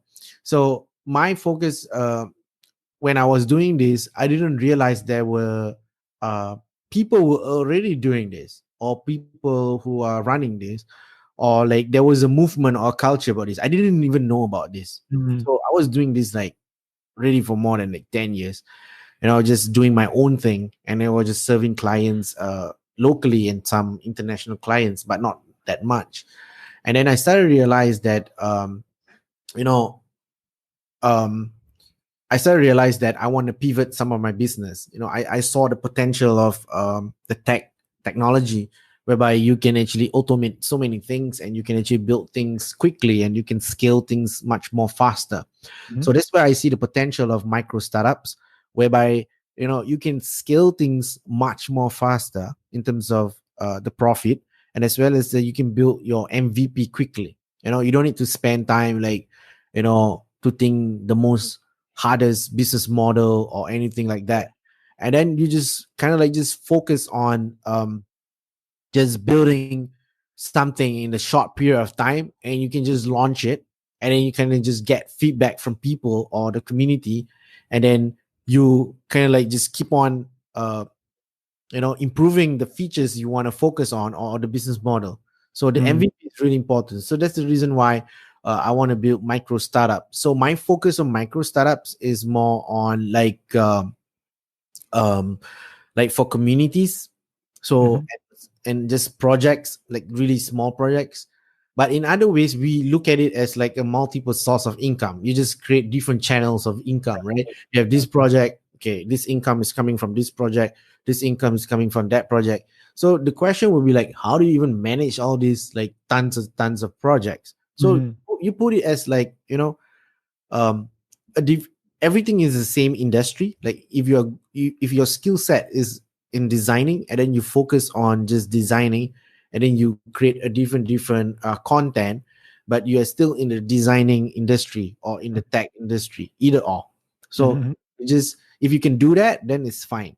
But if you keep on jumping in a different industry, but then you try to create different multiple side projects that turns into a profitable business, then you have difficulty in managing yourself or working with some people remotely, or in your team, because it's very difficult to manage tons of stuff that's going Mm. on. Because as for myself, I did struggle, and I saw there's a problem in there, and I also don't really really focus so much, because I realize that there's other incomes that's coming from a different projects.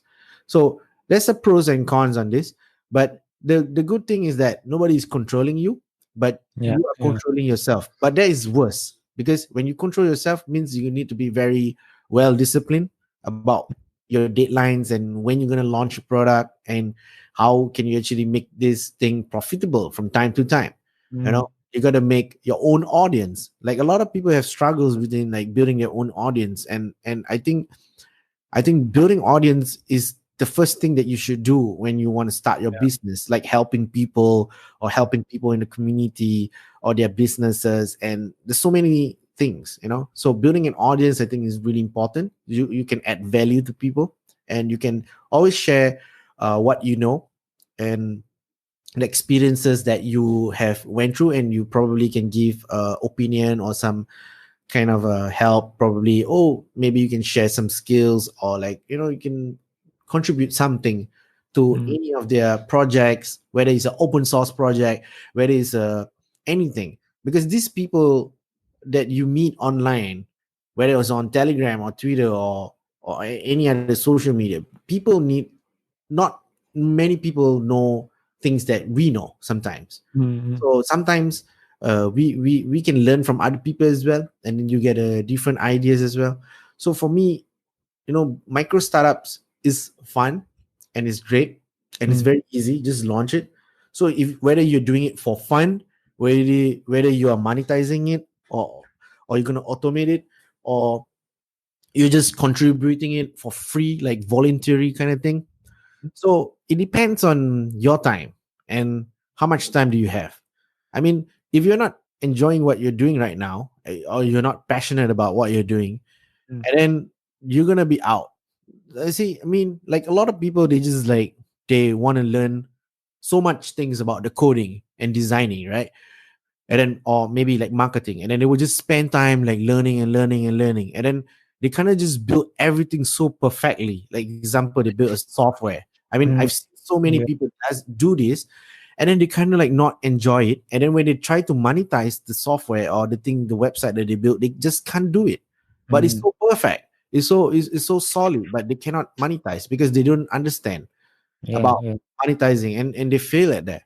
And they Mm. have the knowledge, they went to school, they go to the school, they study everything. But Mm.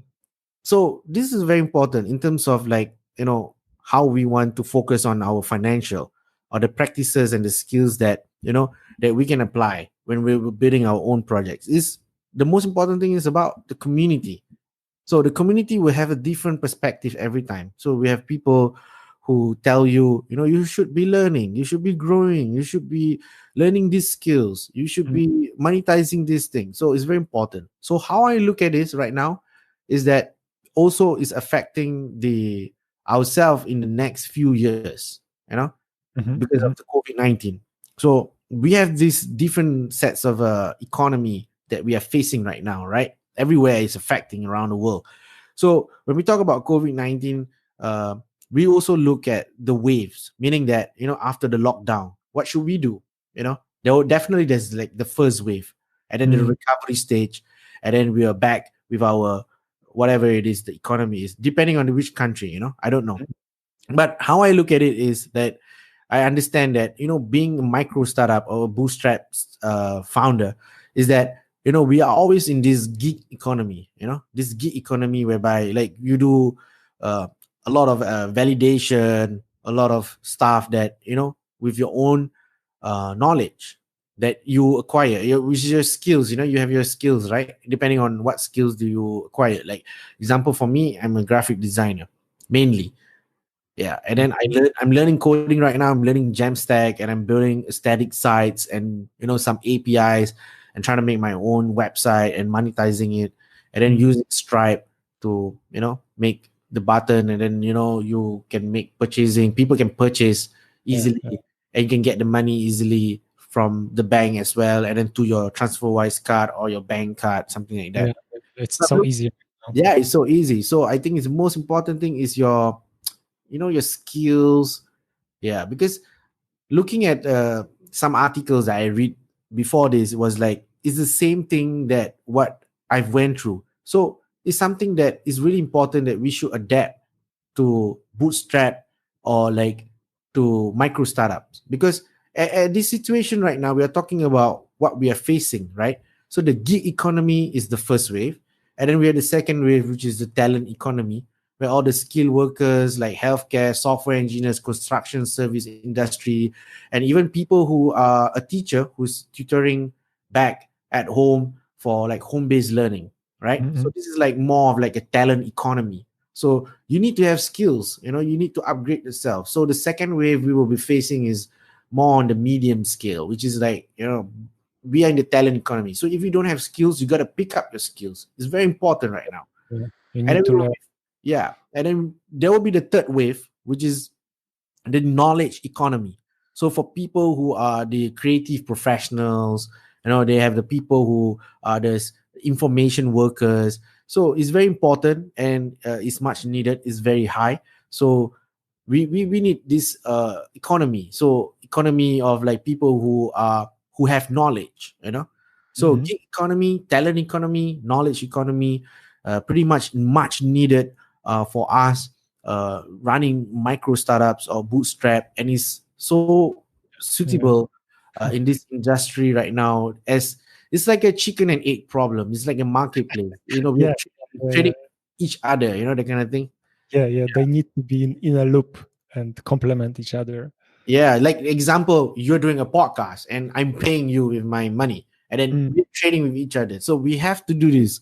Like we have to provide our own economy. We can't, depend on probably mm. the government or the new emerging markets or anything like that. Because J- just to clarify, that was only the example. Fajar is not paying me to record this podcast. don't worry, this is an example. But you Gig can if you want, really. economy. Yeah. So the government also is helping the gig economy as well, like for the freelancers, like the professionals, those who are sole proprietors, those probably also like digital nomads. Yeah. So I'm really happy that the government in Singapore, our prime minister, it's so awesome, and even like the ministers here are helping us. We have this COVID-19 support and for everyone, and they will Mm, not leave everybody behind. They will help mm, every single one of us, whether you are married or mm. divorced, single, running a small business. So the big business will help the small business will help the big business.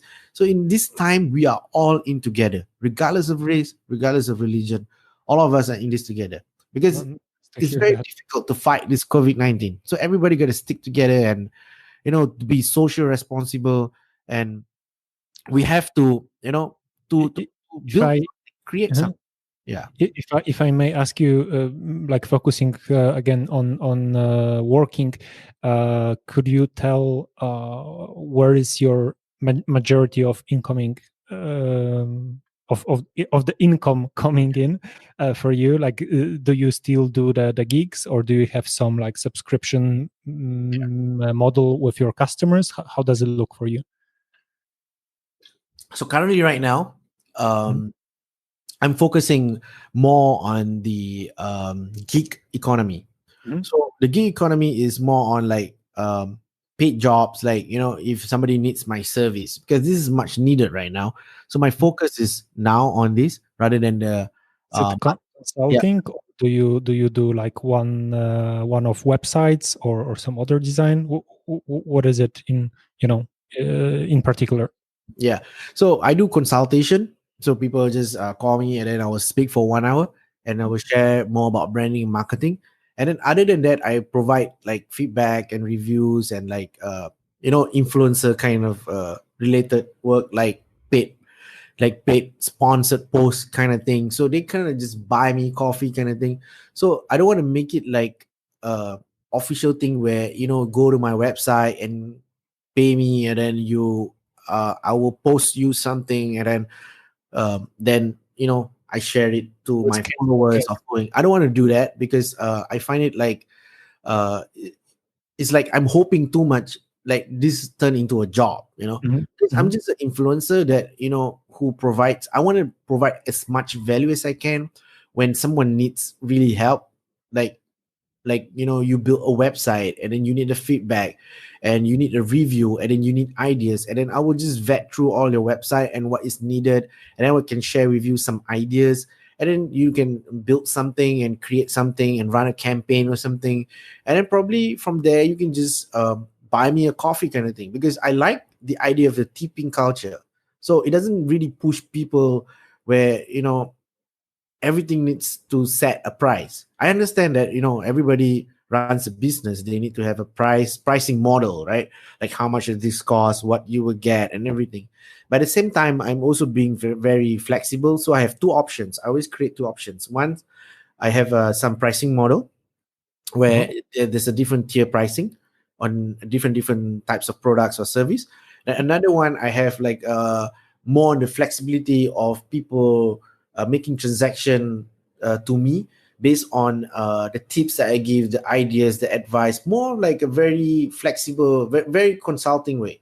Yeah. Uh-huh. So there's two ways. Either they can chat with me, or it's either they can just call me.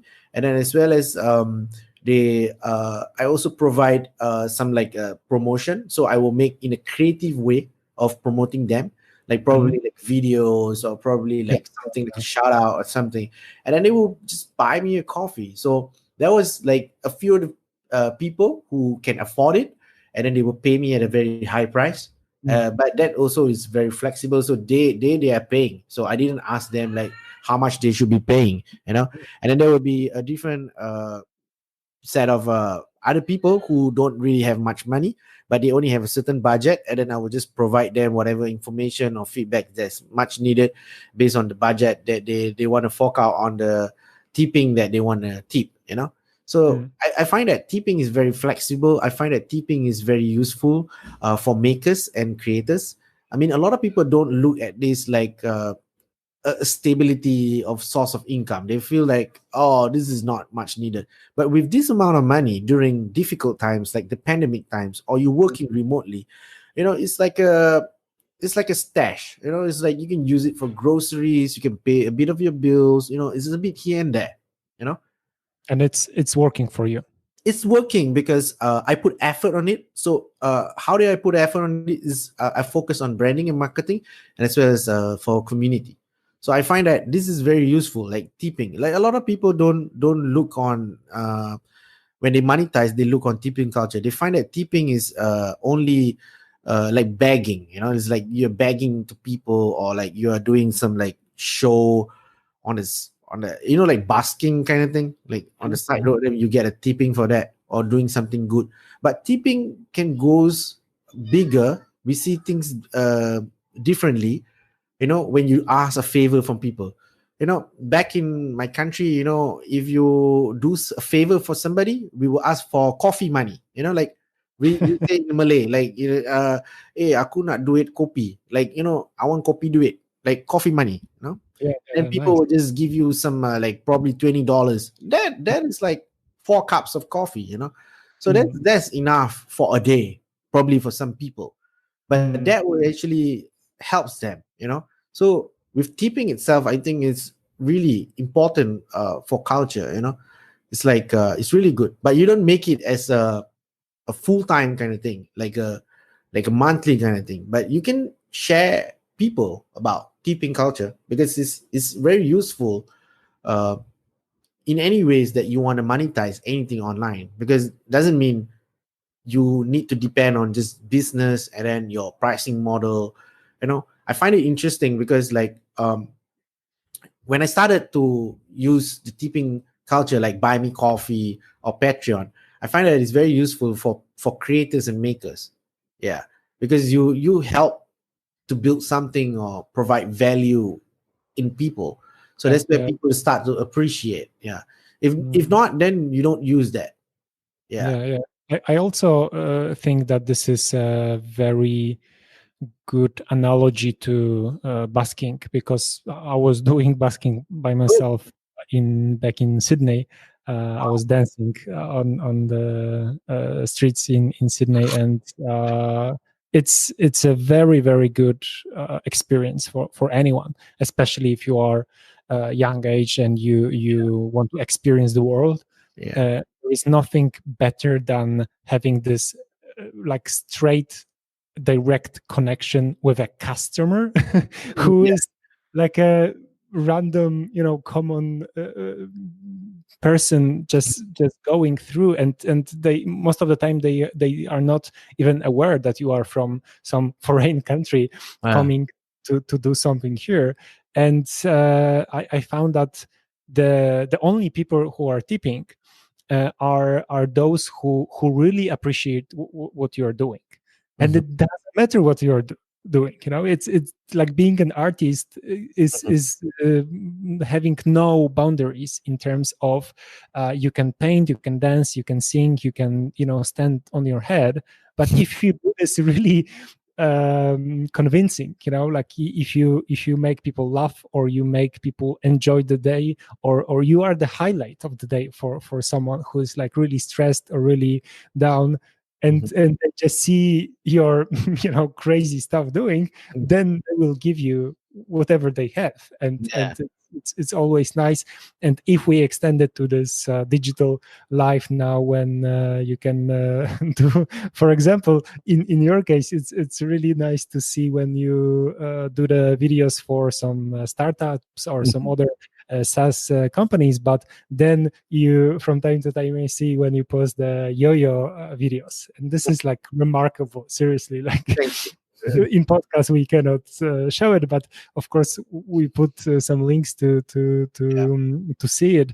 And like even better message when I was talking with you at the time is that you send those print screens of people who were giving you money just because you you did some tricks with yo-yo on the internet. Yeah. And this is the final proof that this is working. It's working, definitely. People Mhm. people are paying for that kind of stuff. Even I had a problem the day before I will travel to India. I was supposed to travel in India, so I was packing my stuff. Digital nomad, they always have to pack their stuff and make sure they not forget things right in their bag. So I was packing, I accidentally slip off my camera and my lens just broke. And then, Oh, and then I just posted Twitter because out of my emotions, I mean, I'm a human, right? So I just share like, oh, I'm like feeling very down right now, and my lens just broke. I mean, and then I just shared like, if you want to buy me a coffee, you can buy me a coffee. I just put a link there because I was so down. And then the next moment, I was traveling like I think 8 hours in the airport.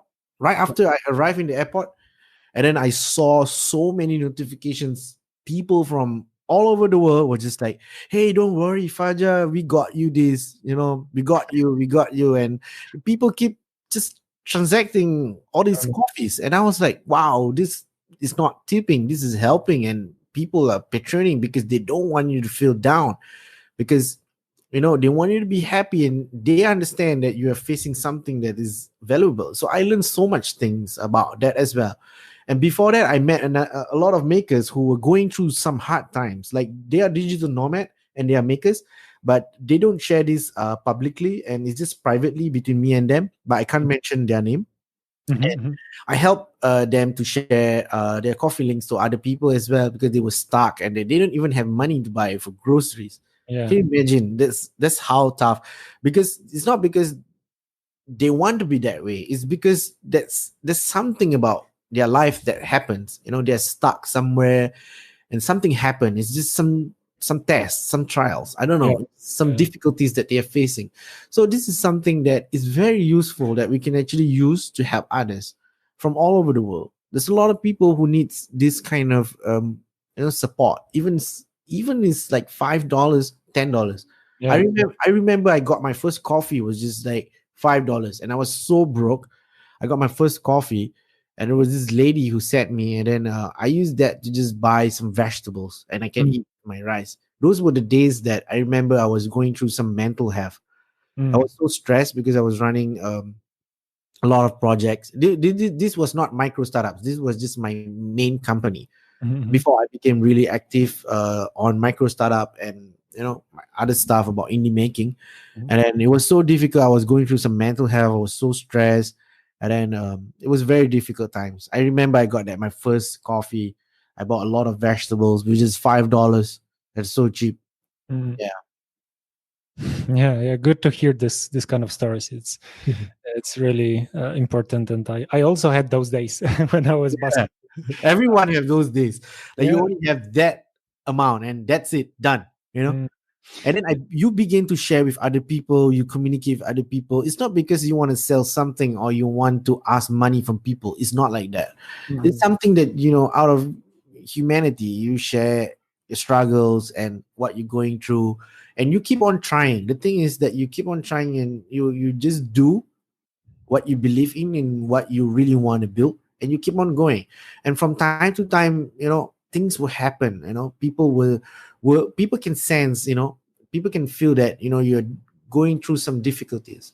It's not that you purposely ask money because you want to beg money easily because it's buy me coffee. It's not like that. mm, Some people misuse some things, so they don't get what they get, and some people just not lucky to get, yeah. maybe because they're not putting effort, I guess, or maybe they don't.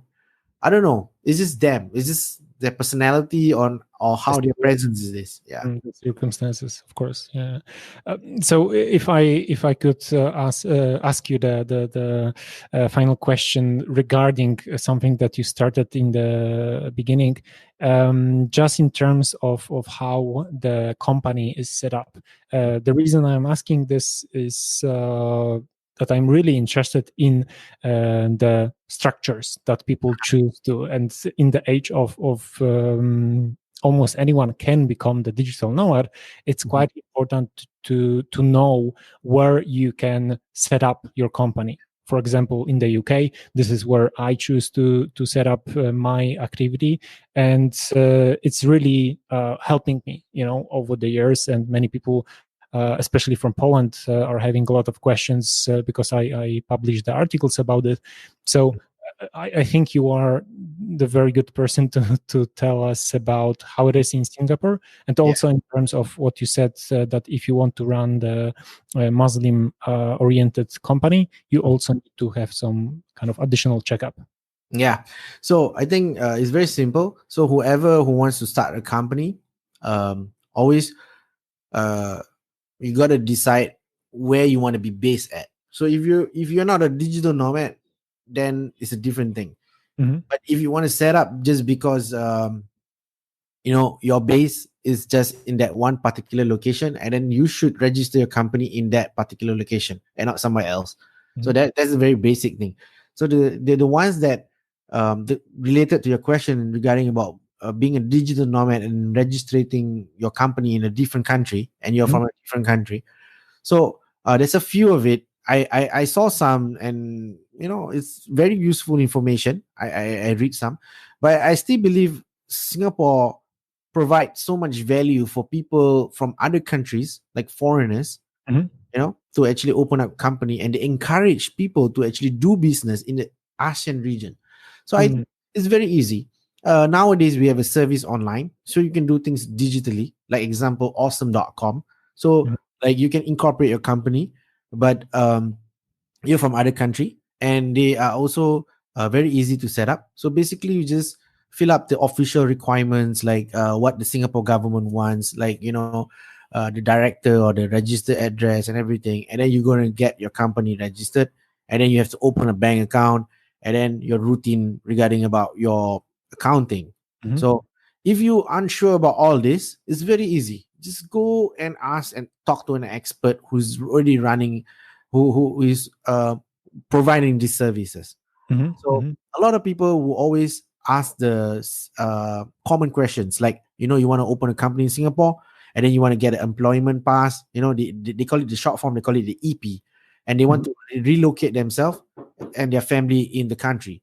Whereas this is another one, which is you're already in Singapore, but you are foreign working and living in Singapore, but you want to start a business or with or without leaving your current job. So that one is like more of like being an entrepreneur. So there's a lot of areas that you actually can focus on. And then like for example, like you want to incorporate a company for a full service is like 2.5k, like 2,550. That's for accounting you have additional of 1,200. So it really depends on what kind of service that it requires for you to start a company. But definitely there will be a cost to it, right? Definitely will be a cost to it. So in order for you to start all this, you need to plan your branding name, your domain name, everything else. So for the time being, you can do that just by registering a domain. Very simple. But incorporating is a different thing, and opening a bank account is a different thing as well. Because for bookkeeping, for accounting and taxing, everything else, you will be contributing to the tax for the economy in Singapore, actually. So for people for digital nomads who wants to open a company, they have a lot of additional things as well, like employment pass, dependent pass.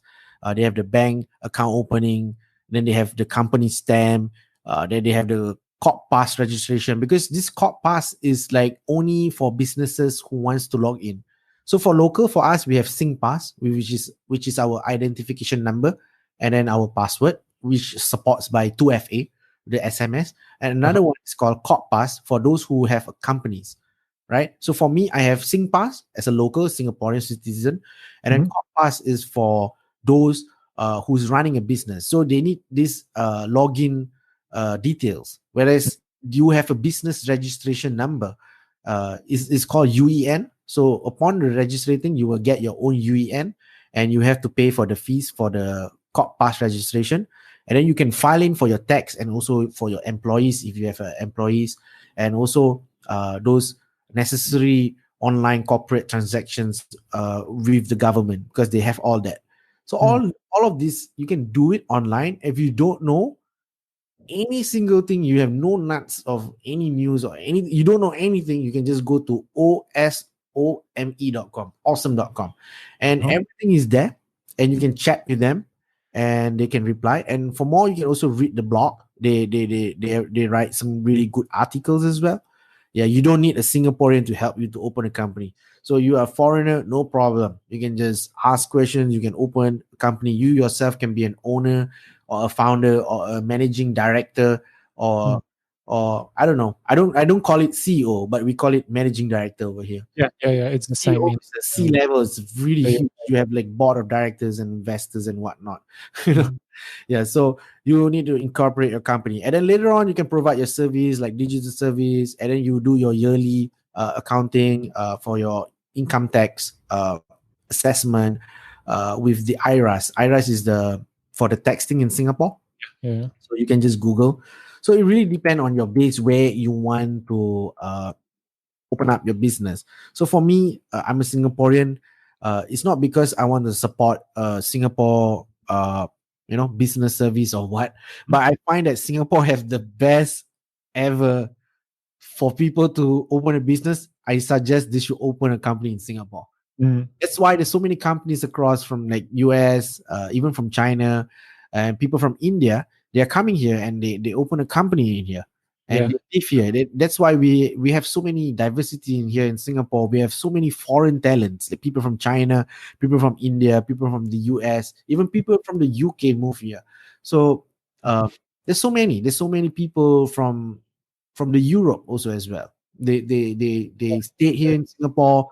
They run a company, and It's, now they are running a business. Yeah, it's definitely one of those very important financial hubs, and now also like the digital nomad hubs, in terms of setting yeah. up the company, or also visiting. So I totally recommend going there. It's so easy. You can just go online and do all this, and you don't Mm. need to be thinking so much. A lot of people always think about how to do this, how to do that, but nowadays we got all the digital platform, Yeah, yeah. and you can just go and ask. Yeah. So So so so nice that they managed to made it yeah. so easy. Yeah. You need a proper paperwork, because paperwork is the most things that people will get nightmare because of their deadlines, their file report, and then Mm. there's so many things like late nights, you can't sleep because you need to think about your business, right? Your profit and everything. Exactly. So, Exactly. as a digital nomad, you want to be professional as well, but enjoying the lifestyle. You have to fix your habit, your discipline. So it's really difficult to adjust everything. It's so difficult. So being a digital nomad, meaning that you are working with your laptop from places to places, whether it's a public places, whether it's a private place like hotel. So you have to adapt to different environment. Yeah. Mm. So you have to fix your schedule and everything. I'm bad at that as well, because every digital nomad, they know that they are struggling with the time. Especially working remotely, you have struggled with the time zones from people from different country. Yeah, yeah, yeah. If you travel Like the in other day, I have a remote video call, and that mm, guy was the opposite timing. So for them, it's 10 p.m. For me, yeah, it's yeah, 10 a.m. 12-hour difference. Yeah. Yeah, it's like that big time. Yeah, yeah. So it's very Awesome. difficult.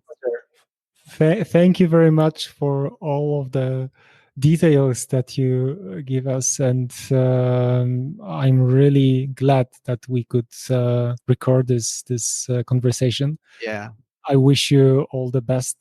Stay safe during the situation stay right healthy. now. Yeah, I need, I've been following you on Instagram, and I saw the places that you go. You really love nature, and you really love being a vegetarian. It's really nice to see the menu. You read about, I mean, about all this vegetarian stuff. I would love to see more photos of the food. Maybe, I don't know, maybe one day you will publish on the website. Probably I will be the first to subscribe, to share local food, because a lot of people, like for myself, for me, like, healthy habits, we need to focus on, the food intake, right? Calorie intake, all this diet thing and everything. I've been learning this like for the past 1 year as well. So like for me, I'm still eating meat, yeah, but I still love to see like how people cook or eat vegetables, because the way they cook the vegetables. Yeah. Yeah. There's a huge knowledge to that, and I don't call myself a master in it. Especially being in Southeast Asia, I prefer to go out or take it away. So I trust the local chefs more than I trust myself and my cooking skills that are almost non-existent. So yeah. But the conscious choices you do every day matter, and that's one of the reasons why I focus on vegetarian / vegan food whenever wherever I go, and for all the meals that I have. So Yes. it's very important It for is me. the best to keep you healthy and keep on going. Mm. Yeah, you're very, very healthy. It's like look at your figure and what you eat. If somebody is listening to this podcast, you should follow Pure Track on Instagram. If you don't, I mean, the Pure Track name is a common name in Poland. Is it? Yes, yes, It's a it's common name, right? one of the most common names, but for unknown reasons, people usually use the version that is shorter, Piotr. Pure Uh, Track. Yeah. yeah, which is like my official name that I have in my passport, but all of my Polish friends call me Piotrek because that's kind of the common way to Mhm. pronounce it. And I decided at some point that like I love to learn names of my friends in every place where I go, Mhm. instead of finding the equivalent in English, Mhm. because it's so kind of too easy. Yeah. And again, there is always a meaning, a story behind a name. So I also like to tell the story of my name when someone is interested in that. Yeah. So yeah, that's the thing why I use Piotrek, not Peter. But going back to Instagram, I am not like a wellness instructor or Don't worry, anything. I really like your photos. It's very nice. You share wherever you go, you explore, and then as well as people can follow you at Nerd on Tour, Yes, that's NERDONTOUR, and yeah, there's a lot of photos that you can see, especially the recent updates in Kuala Lumpur and in ASEAN region, the Asian region. It's so nice exactly. to see you go around and explore. I really wish I can meet you again in Kuala Lumpur until you know once Hopefully uh, as soon as possible, but lockdown and let's wait when everything. it's also safe. Like don't rush, especially in this Yeah, situation. exactly. Awesome. So other than that, I think for more people can just follow me on Twitter. I'm very active on Twitter. Just follow me. But sometimes I'm slow at replying because there's so many notifications. So maybe just follow me on Instagram. But if you want to chat me on Telegram, make sure be specific about what you're asking. If not, I'm not going to reply because there's so many people chatting with me every single time on Telegram. Sometimes I don't understand what they're asking to. Yeah, yeah. Like last night, I had like somebody just chat with me. They are from like some podcast like production. They want me to be on podcast as well. So I haven't really replied, but they are from local. Mm, And then some other people running some newsletter. So this is the kind of thing that I'm getting from the community. So it's mm. very important to be active on the community, replying. Yeah, but like I hope like you have anybody who wants to be part of the community. I hope they have more time so they can participate and talk to people in the community, especially on Twitter, Slack, or Telegram. All right. Thank you again, and see you soon. See you soon. Take care. Pure Track. Thank you. Bye bye. Bye bye.